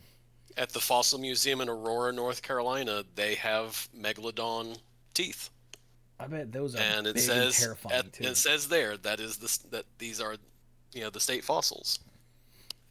So this is why in the HMS Challenger in 1873 apparently found megalodon teeth, and they were dated in 1959 and found to be between 11,000 and 24,000 years old, which in geologic, time is nothing.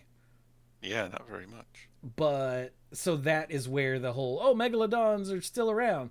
The problem is it says these claims have been discredited. Probably teeth that were well preserved by a thick mineral crust precipitate of manganese dioxide and had a lower decomposition rate. So, the claims that megalodon could remain elusive in the depth, similar to the megamouth shark, which was discovered in 1976, are unlikely, as the shark lived in warm coastal waters and probably could not survive in the cold and nutrient-poor deep sea environment. Yeah, you can't take something that lives in this kind of water and just say, well, it just moved down to that kind of water. No, it didn't.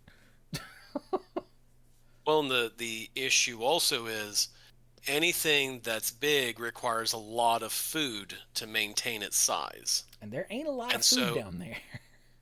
Well, and is that even with the oceans being as big as they are, as much as they're crisscrossed, someone would have noticed something that big in the oceans and would have documented it.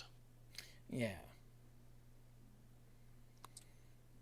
You'd think, anyway. Well, one would assume. Yeah. like Mike said. We know what happens when you assume. Yeah, it makes you look like a twat, or however it goes. Like Mike said though, like the problem is we have all of these like I said, people really want more coelacanths, but something cooler than an ugly fish. And a giant ass shark is way cooler than an ugly fish to be discovered to still be alive.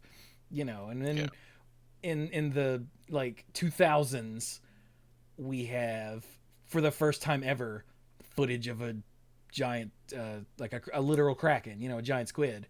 And then a few years later, I want to say another 7 or 8 years later, we got the footage of it for the first time in the depths in its home environment. Mm-hmm. And like the kraken has been, you know, a thing that people have blamed, you know, sharks on, blame shipwrecks on for like hundreds, if not thousands of years. And we kept seeing, you know, sperm whales with giant sucker scars on it. And we're like, well, what caused that? Well, we don't know. But now we've got literal giant and now colossal squids, yeah, that live way down deep and will occasionally get spotted. And it's unreal. Like, when I first saw that footage of the kraken coming up like to the surface, and that giant eye looking at the people holding the camera, I almost died. I was like, what is this fake crap I'm watching? And then I realized, no, this is real footage. And I was like, what? Because I was pretty sure the giant squids were real, but I never thought we'd actually just see one on the surface. I mean, the reason I think it was on the surface is because they baited it and hooked it and pulled it up. I'm pretty sure. But still, there it was. Like they could reach out and touch it. What? It's a literal mythical creature. So yeah, real quick, let's talk about some cryptids that ended up being real. Like the kraken is one. A giant squid is one. Like that's insane. That is real, and we've seen it now multiple times. Yeah. Like that floors me, because that was one of the first pictures in that book that I got from elementary school, was the famous, like if you type in like kraken, that would cut of a kraken attacking a boat, wood carving image. Oh no, yeah, this I know is exactly what you're statues. talking about. Okay, kraken classic illustration. Wow, I don't see it. Oh, there it is. Okay, hang on. Yeah, this picture. Open image and new tab. This picture right here of the kraken.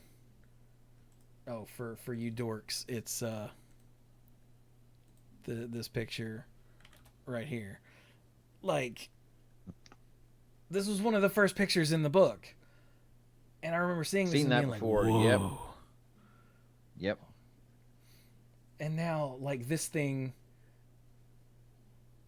is well, I mean, this was even bigger than a giant squid, but now, like Ben said in the chat, like, we've seen colossal squid, which are even bigger. Like, this thing is real. What? Like, 12-year-old me is losing his mind. And the platypus is another one that was absolutely not. Most of the things in Australia, actually, like, to the Aboriginals, were just animals because, you know, they lived there. But to the British who showed up and were like, hey, we're taking this place over, like, it's a giant rat with 2 big-ass legs and a big tail that it uses for balance, and giant feet, and it carries its young in a pouch on its stomach. Dude, are you high? Shut up. Like, no, I've seen it. No, you haven't. A little furry creature that's a mammal that lays eggs and has a duck face and like a mole body and venomous claws. All right, that's Greek mythology stuff, man. Mermaids. were just manatees. Mm-hmm. Yep. I forget which famous. Oh, it was Columbus, who, while he was, a horrible piece of crap who we don't need to be celebrating, he did do a lot of sailing around the world, and when he saw mermaids, he said something like, they're not as attractive as they were usually painted to be. And I thought that was much more homely than I hilarious. expected. Do what? It's much more homely than I expected. Yeah. These need way more makeup before I'm getting off the ship. Narwhals, which were mentioned earlier, were absolutely not real. Like, what are you talking? There are still people that don't realize narwhals are real. Like maybe Thomas. Maybe. I don't know. It's hard to tell. Yeah, I've never seen one. But they're they're these whale things with this giant horn coming out of the front of their head. Like, what? Why is that? It's a tooth. What does that even mean? Dugong. Do what? That's just a dugong. It's a dugong. Wait, what is that? That's another one of those weird things. That's another That's the other thing that it's like a manatee except different. It's a Pokemon.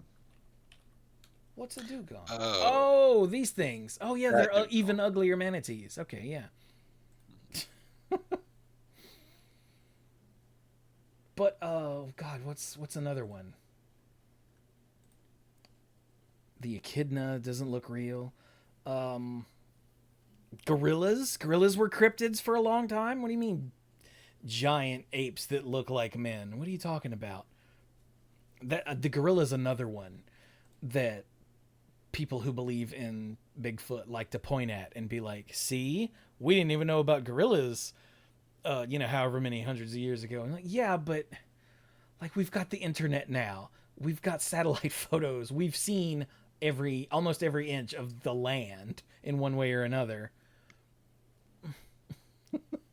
Pandas are another one that were believed to not be real or to be some sort of like Chinese spirit. I would say rhinos as well. Oh, really? Because what were rhinos originally mistaken as? I would assume unicorns.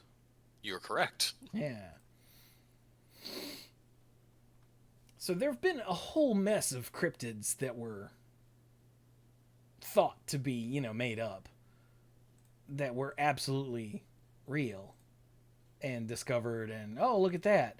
But like, other than ones from the deep sea, we haven't had one of those in a very long time. At least not on the size of like a Bigfoot. Yeah. That sort of, a chupacabra,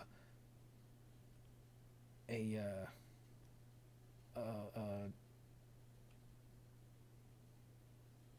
Tasmanian tiger. Although, I gotta say, I really hope there is a small population of Tasmanian tigers out there somewhere.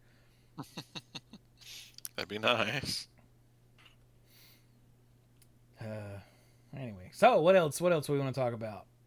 We're going to talk about the Bigfoot in the room? I mean, I figured we would leave that till the end. Are we to that point, you think? What do you think, Dirk? Yeah. All right. Let me take a quick look here. I think anything I would say is duplicative of things we already touched. I will say a Mongolian death worm sounds terrifying. But when I was a kid, I saw The Wrath of Khan, and the Khan worm bug things that went in people's ears and took them over definitely freaked me out. So it has death in the name, Right. but I don't really know a whole lot about it. So I'm good to continue. Well, that's fair enough. More substantial things. There are a ridiculous mess of like big hairy men across like every continent except for Antarctica, because nobody lives there, has big hairy men. like just on the Wikipedia article here, it's got its own segment, hominids. So we've got the Almas, the Amamongo, Bigfoot, the Bukit Timah Monkey Man, the Chatawa Monster, the Chichunya, the Fook Monster, the Honey Island Swamp Monster, the Orang Pendek, the Nitewo, don't know that one. That's from Sri Lanka. Okay. The Skunk Ape in Florida, the Yeren, the Yeti, the Yowie. Like, Skunk ape? Oh, yeah. The skunk I need ape. to put more thought into that one. The skunk ape is a Bigfoot thing that smells bad.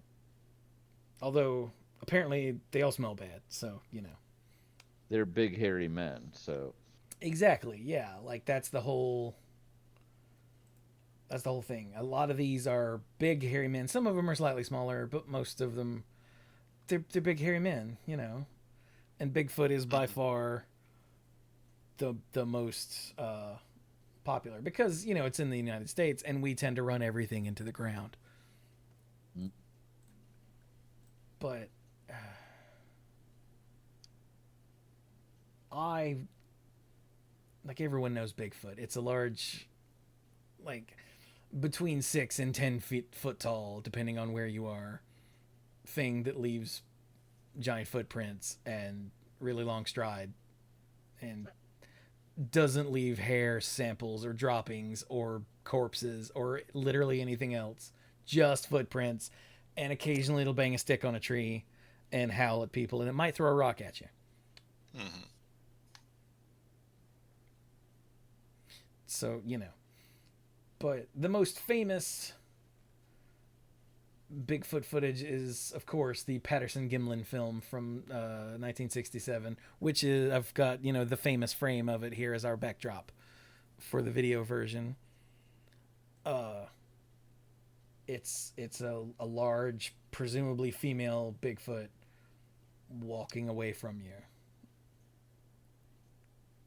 Their story is they were out trying to get footage for a Bigfoot documentary. So, yeah.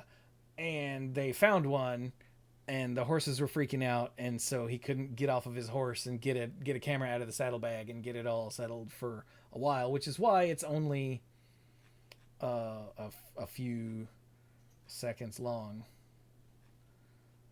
Which, where the hell is it? Here we go. It is 59.5 second long video. And you can find, it jumps around a lot, but you can find versions that people have painstakingly frame by frame stabilized on the Bigfoot, and it's really cool. I will give it that. The technology to do that is amazing. Scuzzo, who lives in the Pacific Northwest, says, I see a lot of them on bumper stickers whenever I go out. I bet. There are several houses around here that have like big, either wooden, most of them are wooden, but there's one metal one, like Bigfoot in, scroll back.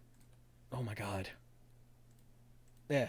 Scroll back to the top in this pose of, you know, the turn looking towards you with the arm swinging.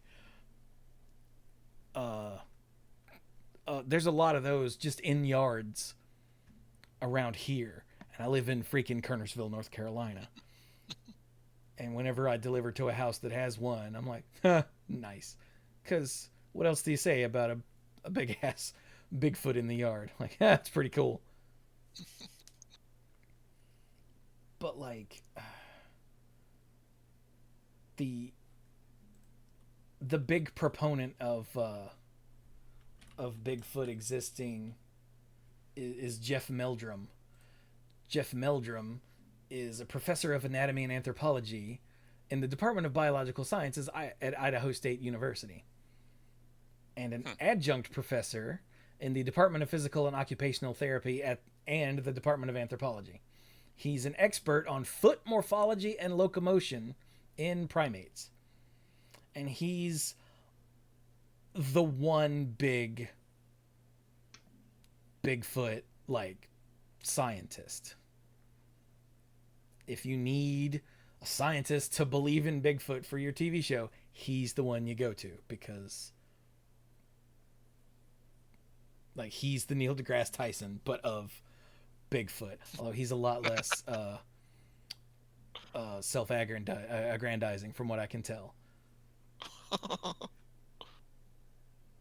But and the reason is because he has looked at thousands of Bigfoot like footprint plaster casts, and being, his specialty, he looks for certain things in the plaster cast, and sometimes he finds them.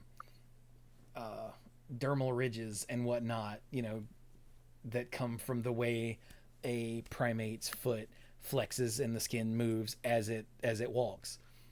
And while he has looked at so many, he does not believe that all of them he's seen are real. He's not like a crazy person. He's just like, some of these are pretty good, so I can't rule it out. But also because it gets him some fame, I think he leans into it. So yeah, he's like the opposite of Benjamin Radford.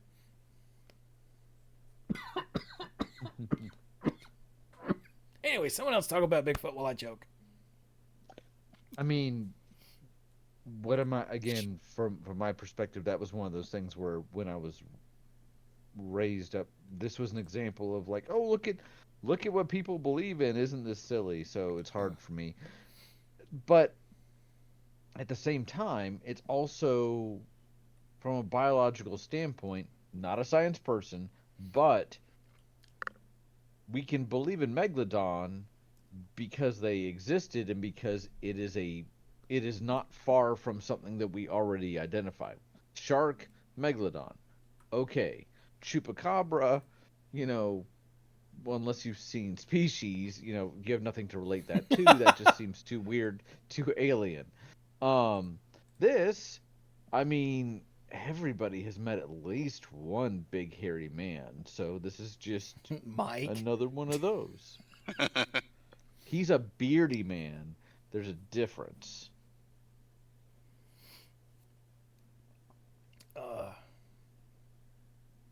How about you other two? What have you got for Bigfoot?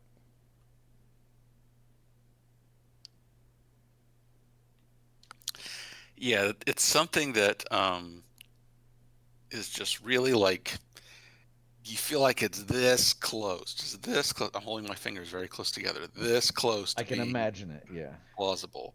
But then you have this super frustrating lack of what you would expect to be very common evidence, like Chewie said,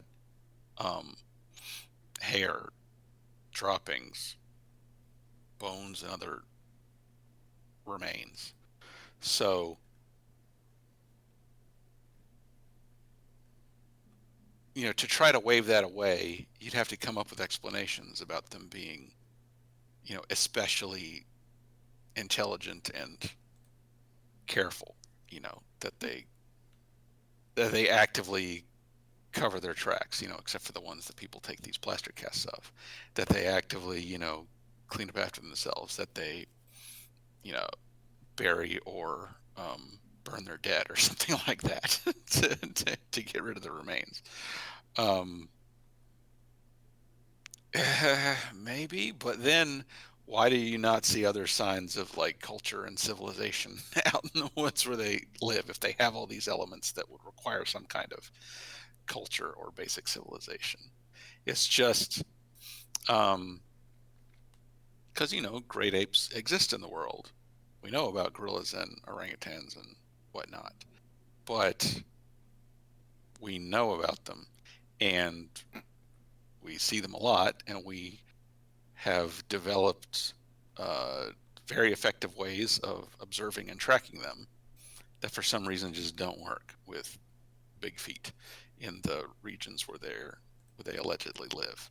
So it's just like, we know how to observe and interact with great apes. We've been doing it for a long time, and yet no Bigfoot. Yeah. Mm-hmm.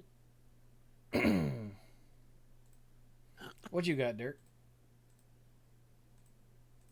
Do you? Well, I will say that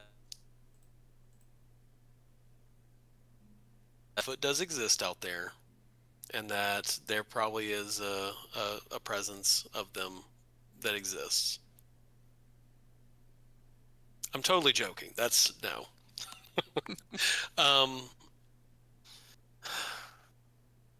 I do see the possibility of there being a large animal out there. However, with the encroachment of humans into the areas that would be those habitats, we should be seeing a lot more, like even with between climate change, habitat destruction, human encroachment, we should be coming across populations of them. And again, for a viable species to exist, there can't be a dozen or two of them. There has to be a significant population for them to exist. So it's kind of like, the red wolves out in North Carolina, that there is a population of them out there, but the population is so small that I'm glad that we're trying to reintroduce them, that they have a protected area. But when you have a population that's about less than 500 individuals, unless there is some genetic diversity coming in from somewhere else, that the bottleneck genetically is just human women. maybe that's. Of course, I have a feeling that would I feel have like made I read a story. I feel like I read a story about a guy who claimed that he was abducted by a female Bigfoot and like kept as a concubine or something, basically, until he was able to escape. Hot.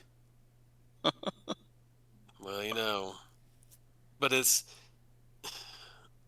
yeah, there's just not enough. Yeah, I mean, they'd have to really start populating and spread out. Like there's evidence in the human genome that suggests there was some kind of cataclysm in our deep history that left only a few hundred people alive, period, in the world. But they didn't stay at that level for long. Well, and they even spread in that, out. that's the Mount Tambora eruption, and even then, the estimation is that it got between 10 and 20,000 was the estimated population to account for the bottleneck in human genetic diversity. But yeah, it's still, I mean, that's really low. But even that's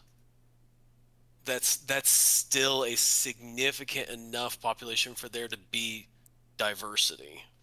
Okay, 10 or 20,000 sounds a lot more reasonable. I think I read about this on some kind of pulpy internet listicle. That was probably exaggerating. Yeah. But so, do you want to hear some of the nonsense that people come up with to try to counter all of these counterpoints that we've talked about? Sure. Aliens. Yes. So one of the reasons why we don't find the anything from them is because big feet, big foots could be, and I can't believe I'm saying this, but it's so stupid that I have to share it.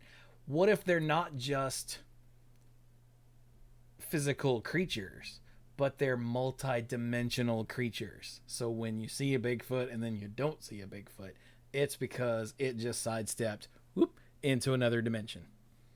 Oh, like the Eldrazi. Yeah, this is really a thing that we hear on like I said, we love to watch the stupid paranormal shows, and anytime there's a Bigfoot thing, like the caught on camera shows, not like, like here's a potato webcam from the 90s and you see a person walking and they just disappear. Well, yeah, because this is a potato camera and it's dark and it can't differentiate the pixels. What? Was this person a time traveler? No, it's a potato camera. And yeah, and like, oh, well, people say that Bigfoot could be multidimensional. That's why. Oh my God. Shut up. Let's see, what else? They're clever enough to, if not bury their dead, then at least drag their dead somewhere where they won't be found. Which is totally a thing. Yep. Sure. There's some cave that's just full of Bigfoot corpses. And once we find it, man, it's going to be a scientific field day. Yeah, it's like the secret elephant graveyard. Exactly. Light doesn't touch that place. I see what you did there. But like, there are a few others, but they're not listed here, and they're not coming to mind.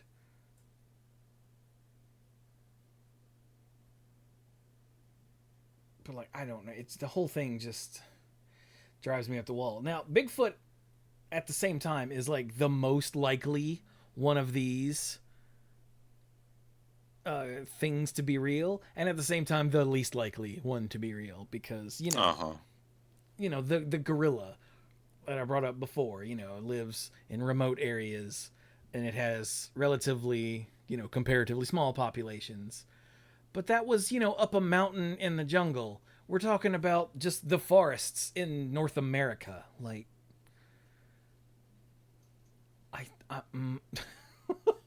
but also at the same time, it's just a large primate. Like, of all the things we've talked about, that is one of the most likely.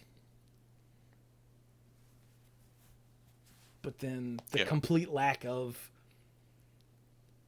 basic things, hair and scat, just some footprints, so many of which were faked. Like the hoaxes section here, where is it? Both Bigfoot believers and non-believers agree that many reported sightings are hoaxes. Yeah, thanks. I was looking for, I thought there was a list of hoaxes. Documented That'd be hoaxes. a very There long it is. list for Bigfoot. Yeah, like there's so much, including a dude. Was it Rick Dyer? Is this the guy? There was a dude who admitted to making Bigfoot feet, like things, and just going around the country and leaving Bigfoot tracks and going off laughing. Like, he would just do that in his off time. Because, you got to have a hobby. Yeah. Although I can't seem to find it here. I've heard little stories like that. But, like, it was one dude who's responsible for, like, literally hundreds, possibly more, of these Bigfoot tracks across the Pacific Northwest and possibly further away. So, like, stuff like that makes it hard to take anything seriously. Even the ones that Jeff Meldrum are like, look, it's got dermal ridges. But he's been on so many TV shows talking about the dermal ridges that now people who make these are, adding them into their into their fake footprint makers. So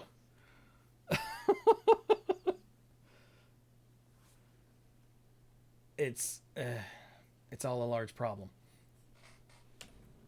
Now, don't get me wrong. Just to wrap this up about cryptids in general, like, I don't believe in any of these. I don't believe in anything. As I said, I don't believe in aliens that come down and sneak into houses and probe people and abduct people and take them off and tell them that they're special and then bring them back. Those people have brain problems, like both physical and psychological brain problems, and need to get that worked out. I don't believe in ghosts. Most of that is just people grifting. Literally all of the ghost hunting equipment is crap. It's unscientific bunkum.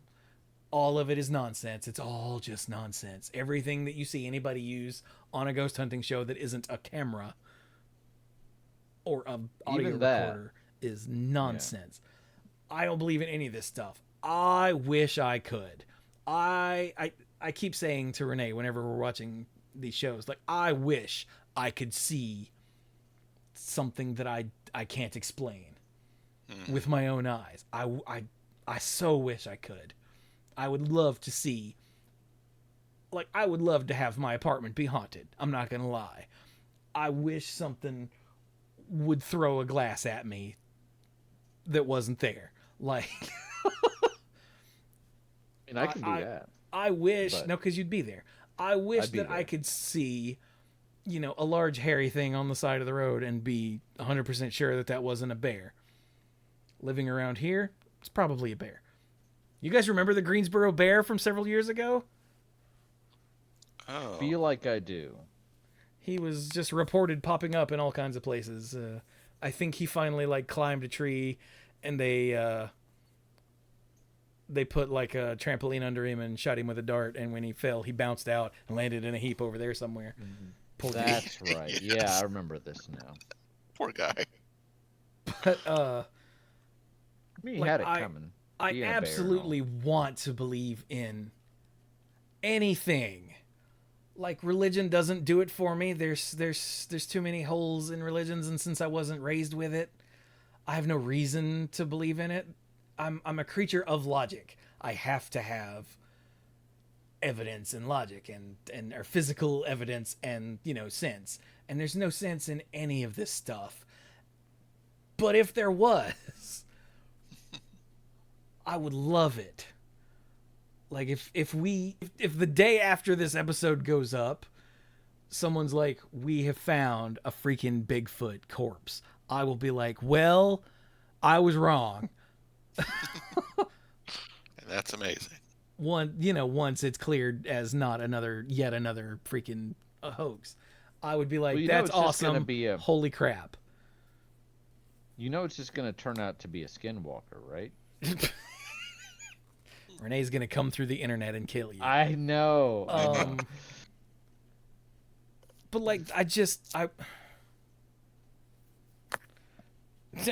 Ben said that's the thing about faith. You don't need evidence. You just need to believe. That and faith was made up to keep people from questioning things and requiring evidence. It just was. Like, I look up in the night sky all the time, just hoping to see a thing dart across the sky in a way that airplanes can't do. And I never do. And there was a week or two ago, Renee and I were sitting on the couch. We were watching something, and she had her hand on my thigh, and I was getting hot, but I didn't want to be like, would you get your hand off my thigh? So I didn't. And then, at some point, that the hand moved off of my thigh, and I went, thank you. And she said, huh? I said, for taking your hand off my thigh, it was really hot. And she's like, my hands have been up here wrapped around Nessie. What are you talking about? And I was like, that's very funny. She's like, what are you talking about? And I went, okay, now it's not funny anymore. She's like, what? I was like, did you not just have your hand on my thigh up until a second ago? She's like, no. My hands have been right here, wrapped around Nessie, this whole time. And I'm like, you're kidding, right? She's like, no, what are you talking about? And Ghost cat in the apartment. And I was like, that's really cool, because I could have sworn that there was a warm hand on my thigh, but there wasn't. And while I don't currently have an explanation for that, I think it was probably just the way that the burrito blanket was bunched up. Maybe it made it enough pressure and heat to feel like her hand was there. I don't know. But I'm not going to immediately jump to, oh no, it was a ghost with their hand on my thigh. Clearly I just misinterpreted something. So, because I was wearing jammy pants, so it's not like I could feel her flesh on my flesh. And that's the way my brain works. I require evidence, and if there's no evidence handy, I'm like, it must have been something, because what else could it have been if it wasn't Renee? Like, you guys have seen my couch. It's not a couch. It's a love seat. There's no room for anyone else.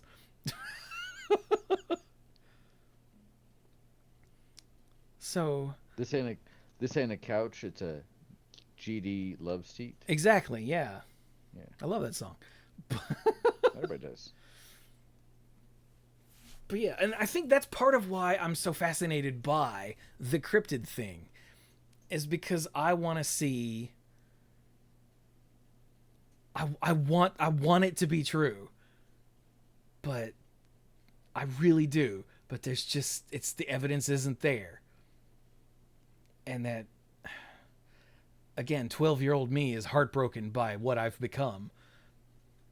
But once he grows up, he'll start needing evidence for stuff too, rather than just picture in a book. And trust me, bro. But that picture of the giant squid is pretty awesome. And hey, So awesome. that one turned out to be true. Like, So. when was giant squid? Giant quid. Yeah, thanks. Giant squid. It's a money thing. In 2004, Japanese research team obtained the first images of a living animal in its habitat. 2004. Yep, we were finishing college. Or you and I were finishing college. Like, Mike had a ways yet to go. and the second video was in 2019. Oh. Okay. Oh, the first video of it in its natural habitat was in 2006. Okay. And then 2012. And then 2019. Okay, got it.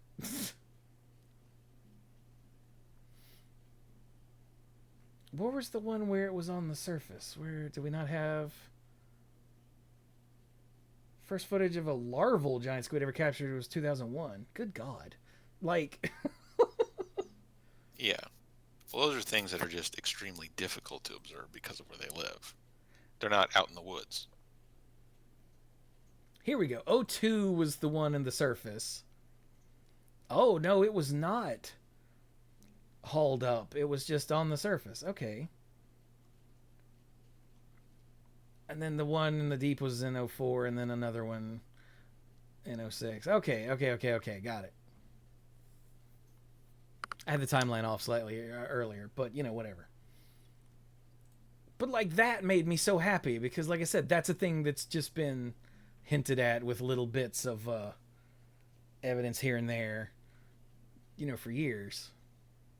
And then there it was on film, totally real. And I was so happy.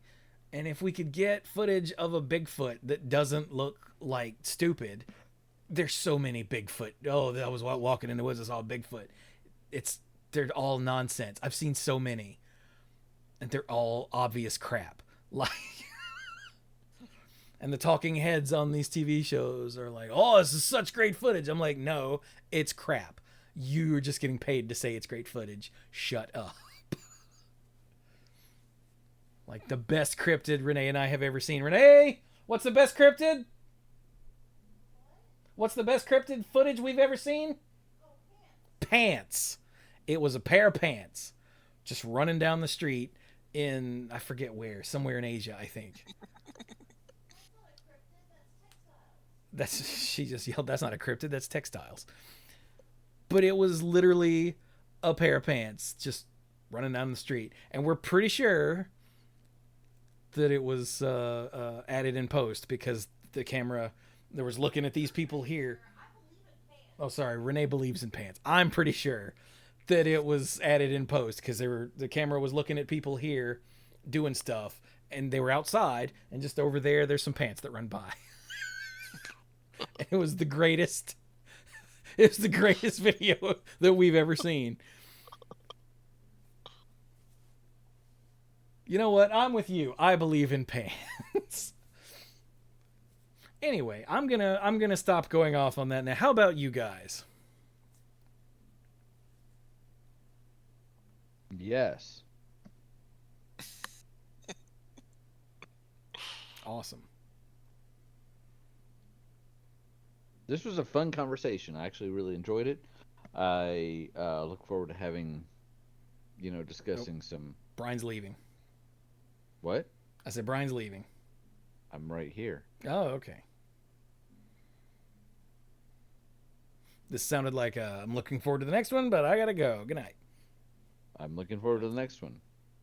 I will be going before too long, considering what time it is, but Yeah, good lord. I enjoyed this conversation. And So that's anybody else have any more Yeah, about cryptids and belief in them? I thought this was an interesting discussion, and just how silly some of the stuff is, but I did find it fun to talk about. I can't wait to see what the next season looks like. The next. I said season because we can always go with the weird and paranormal and so on. Oh, okay. So the only thing to go back onto the soapbox, the only thing, like if you want to believe in all the cryptids, that's cool, but you have to accept that it's a belief, and it's not that science is lying or that people don't understand it. When the scientific community as a whole goes, no, you need to accept that and just, well, I believe in it anyway. That's fine. It's when you start doing the science is wrong because clearly Bigfoot is an extra-dimensional thing. When you start believing things are real, not as a belief, but like knowing things are real despite scientific evidence, like when it goes from belief to in your mind, a fact. Yeah. That's where we have problems, because believing in something like despite evidence to the contrary, once you start, like, if you say you think Bigfoot is real and that all of science is wrong, and you think that the skunk ape is real and all of science is wrong, then you're gonna have a tendency to believe other things are real despite evidence to the contrary. And that's where you get like flat earthers who are, I'm sorry, just stupid. And you get I'm getting there, Ben.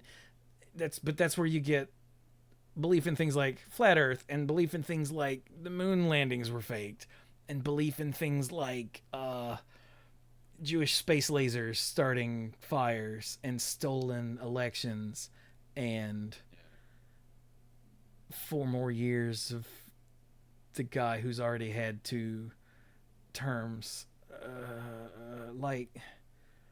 and then it starts to get into dangerous stuff like, vaccines cause autism. No, they don't. I think you're already there with the Jewish space lasers, but most people don't do anything with that information. Yeah, but when it could eventually lead to the anti-vax thing, and then you have kids, and then you endanger their lives by not doing, proper medical steps to keep them alive, because that's your job as a parent, is to keep them alive. Along with the kids of other people. Yeah. Kids who have weakened immune systems through some sort of thing that they have or something and can't get a vaccine. Well, that's why the rest of us are vaccinated. I was totally going to bring up the flat earth thing, by the way, as well, just as an example of when you're talking about, you can believe in something, but it's a matter of like, I'm going to choose to believe this, despite what the evidence says. But the problem is that when you start warping the evidence to then fit your narrative. Thank you. Yes. Like, I just concise. Holy crap. Yeah. I'm never doing that. I am never doing that again. That was concise, and you were way more concise than I was on that. But like, this is why I really get worried when people like believe in things that aren't true and, like you say, try to warp the science to fit their own ends. It's because when they do that, it's because they don't understand how science works. Like when you ask a flat earther, you know, why do things fall down if gravity's not real? Oh, well, buoyancy and density. Well, those are just words. Like, and they can't explain how. They just say, well, things that are more dense just fall down. Things that are less dense go up. Well, yeah, but why down and up? Yeah. And they don't have an answer for that because they don't understand science. Like buoyancy and density is not an answer to that question. Those are just buzzwords. You know, water always finds its level. That sentence doesn't mean anything. But they like to say these things to sound smart because other people that they think sound smart said it. But they don't understand how the science works. And because they don't understand it, they think that their ridiculous nonsense answers are science. And that's not how that works. Like science isn't.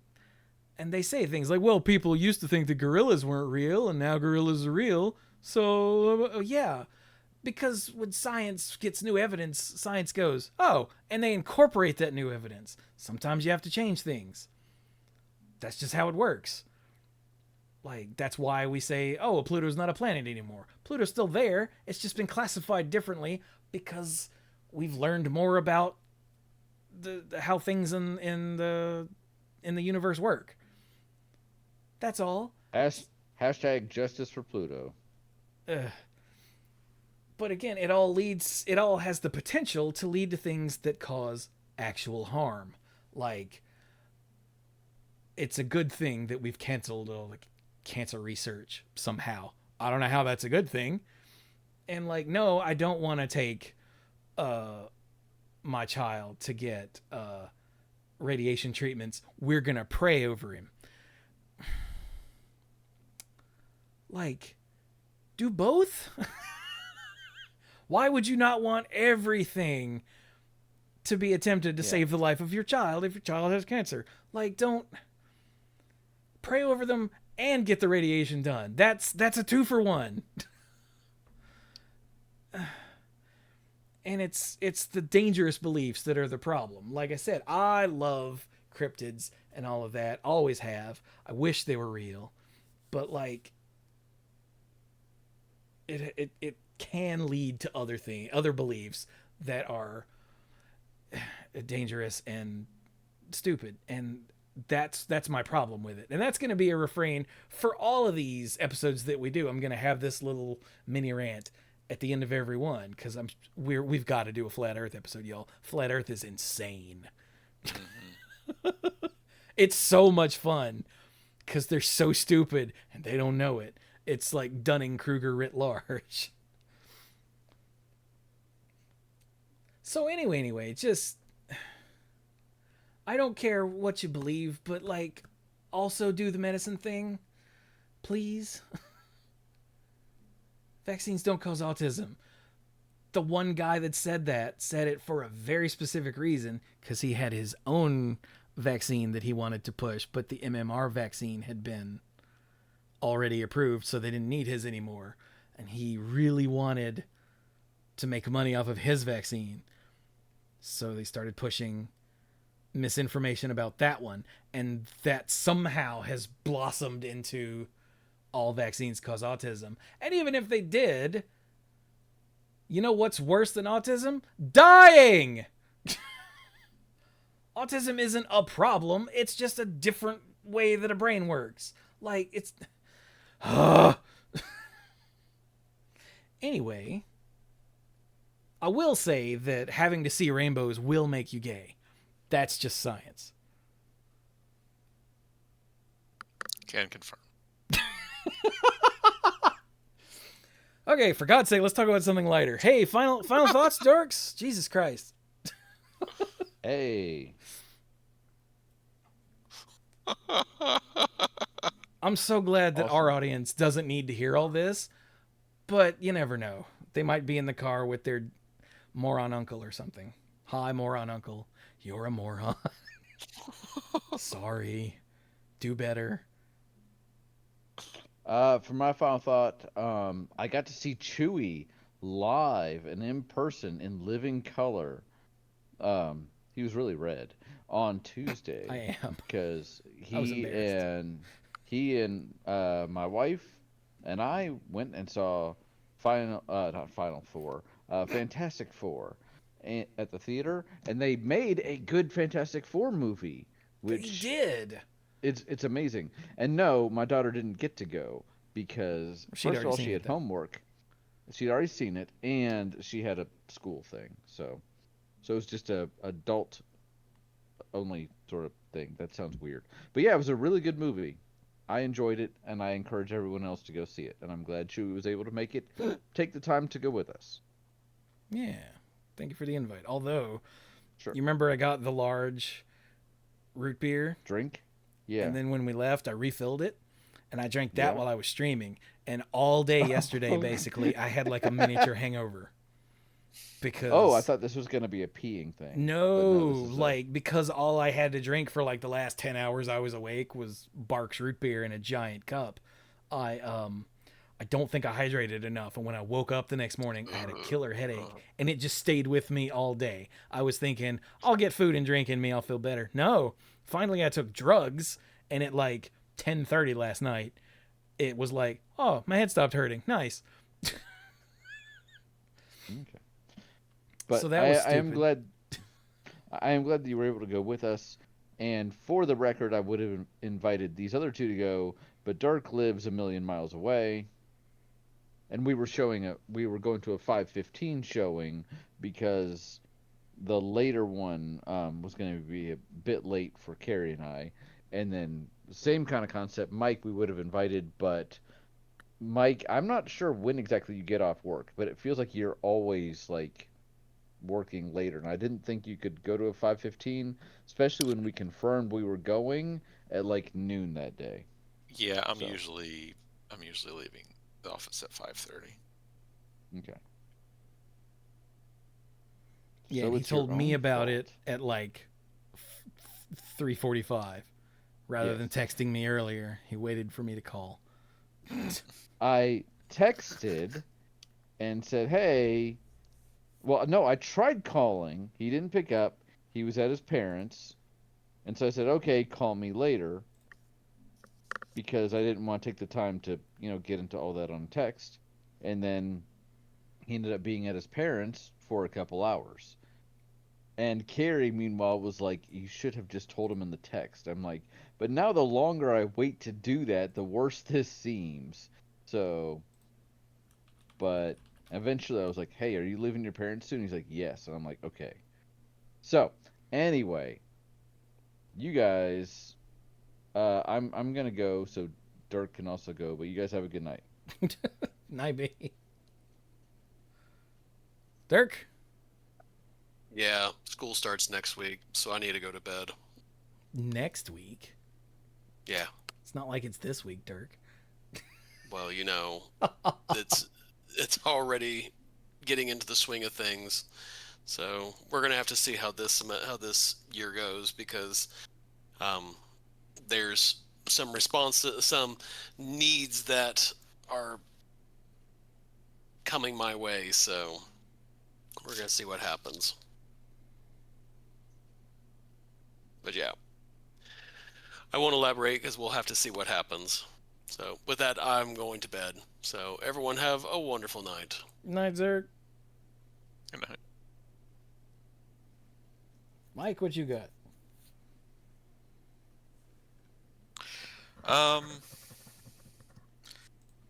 Let's see. Trying to think of what I've been up to. Not new. I think I mentioned that I think I mentioned last time that the Spinal Tap movie is coming out soon. Yeah. So that's cool. Looking forward to that.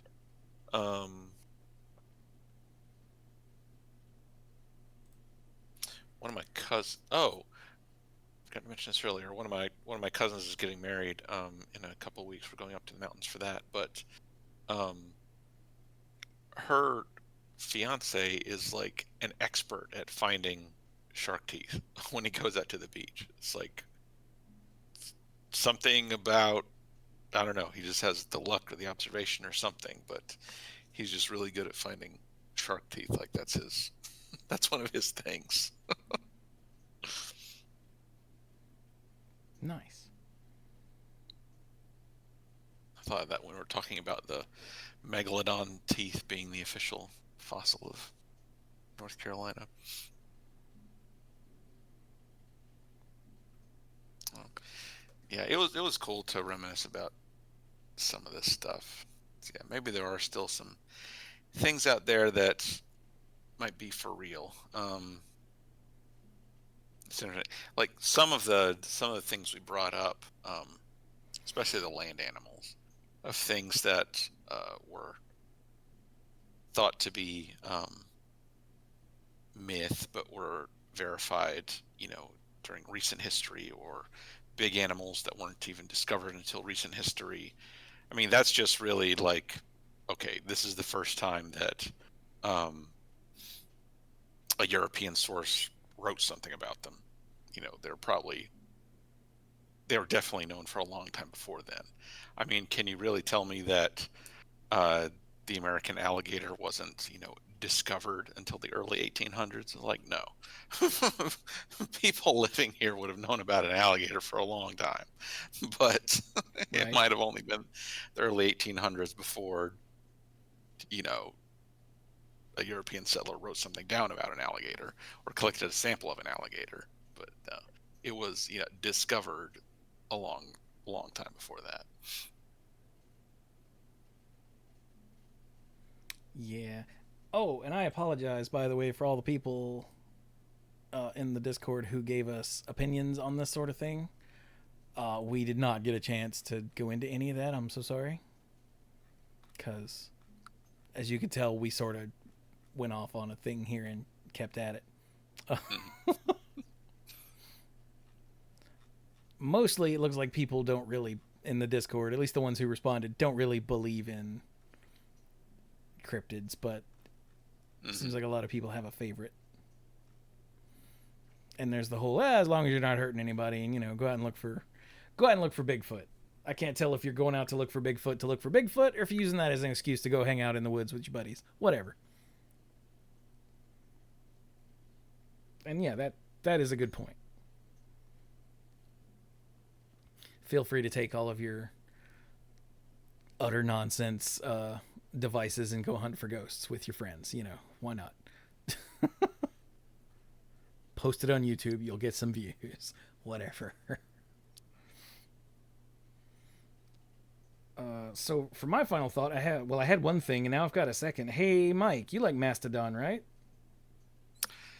Yeah, I heard the news. Yeah, I just saw that Brent Hines, formerly one of the founding guitarists of Mastodon, or the founding guitarist of Mastodon, who is no longer with the band, passed away in a motorcycle accident at, 51? That sucks. Yeah. Buh. But, in good news, Team Cherry announced today that Silk Song is coming out. Finally. Team Cherry is the developer of Hollow Knight. Oh. Yeah. A game that I played however long ago I played it and absolutely love. Like, Hollow Knight is excellent. If you like Metroidvanias, you've played Hollow Knight, and if you haven't, you really should, because it's one of the best. Is Silksong more Hollow Knight content or something else? Silksong originally started as DLC. Okay. Like a playable character. It's been so long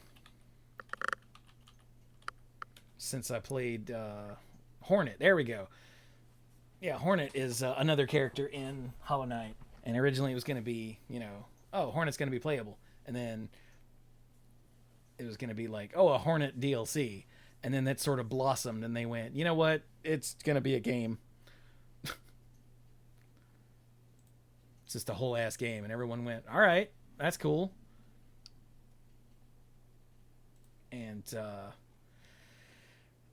we kept getting like drip feeds of information here and there, and then they just went like quiet for a very long time. Like, it's been in development. It was revealed in 2019. Like, it's been so long that it's become a running joke. Like, whenever there's a Nintendo Direct or a PlayStation Indie Spotlight or whatever they're called, you know, people are like, oh, is this going to be the one where we get Silksong news? And I'm like, nope. They're like, shut up, Chewy. And then there wasn't. And I was like, told you, shut up. But yeah, they announced today that it's coming out September 4th. So, 2 weeks.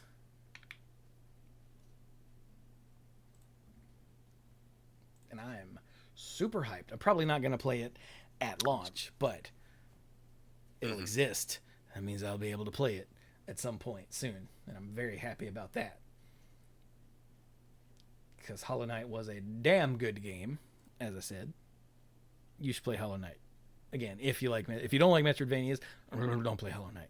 But it is the most Metroidvania that ever Vania'd a Metroid. I spent a lot of time on stream going, I don't know where the hell I'm supposed to go. Chat, this is going to be a walking around the world stream. Terribly sorry. If anyone has a hint, I'll take it now. So, yeah.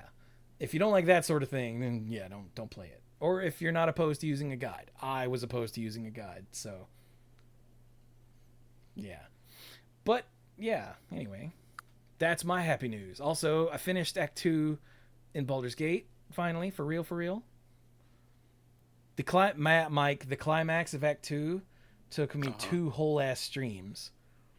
Oh, wow. And then there's a scene of us all in a camp, and I was like, all right, I'm going to go to bed and save, and we'll start Act 3 on the next stream. And Scuzzo was in the chat, was like, hey, if you're wanting to kill the stream, because I've been going for like 4 hours at that point, he's like, do not go to sleep. I went, was there like a long cutscene? He went, yeah. I said, got it. We will go to sleep. On the next stream, I will just save and cut it off. And then the next stream, it took me 2 hours to get through what happens next. It was a huge, major, out of nowhere thing, a big revelation. Like, the nature of the entire game changed, and I was like, what? So, thank you for that heads up, Scuzzo. So, yeah, now I'm in Act 3 for real. And I was like, do I finally get to go to Baldur's Gate? Because I've never been to a Baldur's Gate in any game, because I wasn't good enough at the first one to get that far, and I'd never played the second one. And no, it turns out there's a whole lot of other stuff I need to do first in the lower city, son of a bitch. So, maybe one day I'll get into Baldur's Gate. Maybe. I love a stupid game, Mike. It's so good. But anyway, so let me thank our lifeguards, our mythic lifeguards, as always. Patreon.com/themanapool. Al, Kim Ho, Scuzzo, hey, that guy. Jake Jansens, Michael, hey, that guy. Team Uhillas, how are you? Violet Moon, Jason Kaus, Jason Doan, Casey, ALK Alters, Andrew Odie. Thank you all so very much. And everybody, whether you're a patron or in the Discord or just listen or watch, you know, whatever. I appreciate it. And yeah, also, oh my God, I've started listening to other podcasts. Like I've caught up on all of my podcasts that I've been listening to forever. And so I asked the Discord, hey, give me some podcasts about, on the end of the last episode, I was like, hey, I need podcasts about video games. And one of the ones I was suggested has like between 4 and 7 minutes of ads right at the beginning. And then at some point partway through every episode, like automatically inserted. And I'm like, this is miserable. How do people listen to this? So for all of you out there, I hope y'all appreciate there are no ads interspersed throughout this, because I've listened to one like that now, and it made me want to rip my own teeth out. It is so obnoxious. So we do it for you. I could make that extra, $6 from that or whatever, but it's not worth it. I also I don't let YouTube vomit out auto-placed ads on the video version of this. I try to limit it to I think I put an ad break every 20 minutes, which in a 2.5 hour podcast seems fine, Mm. But anyway, with that, we're going to stop now. So this has been episode 732 of the Manapool, all about cryptids.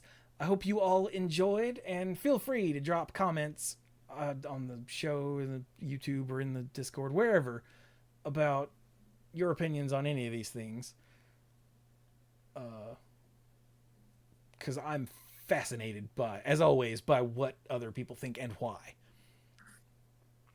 So, yeah, have you ever seen a critter that you couldn't explain? If so, please, for the love of God, drop a comment somewhere, because I'm fascinated by that sort of thing. Way more than just what you believe and why is I saw a thing and I don't know what it was. Oh, I'm all over that.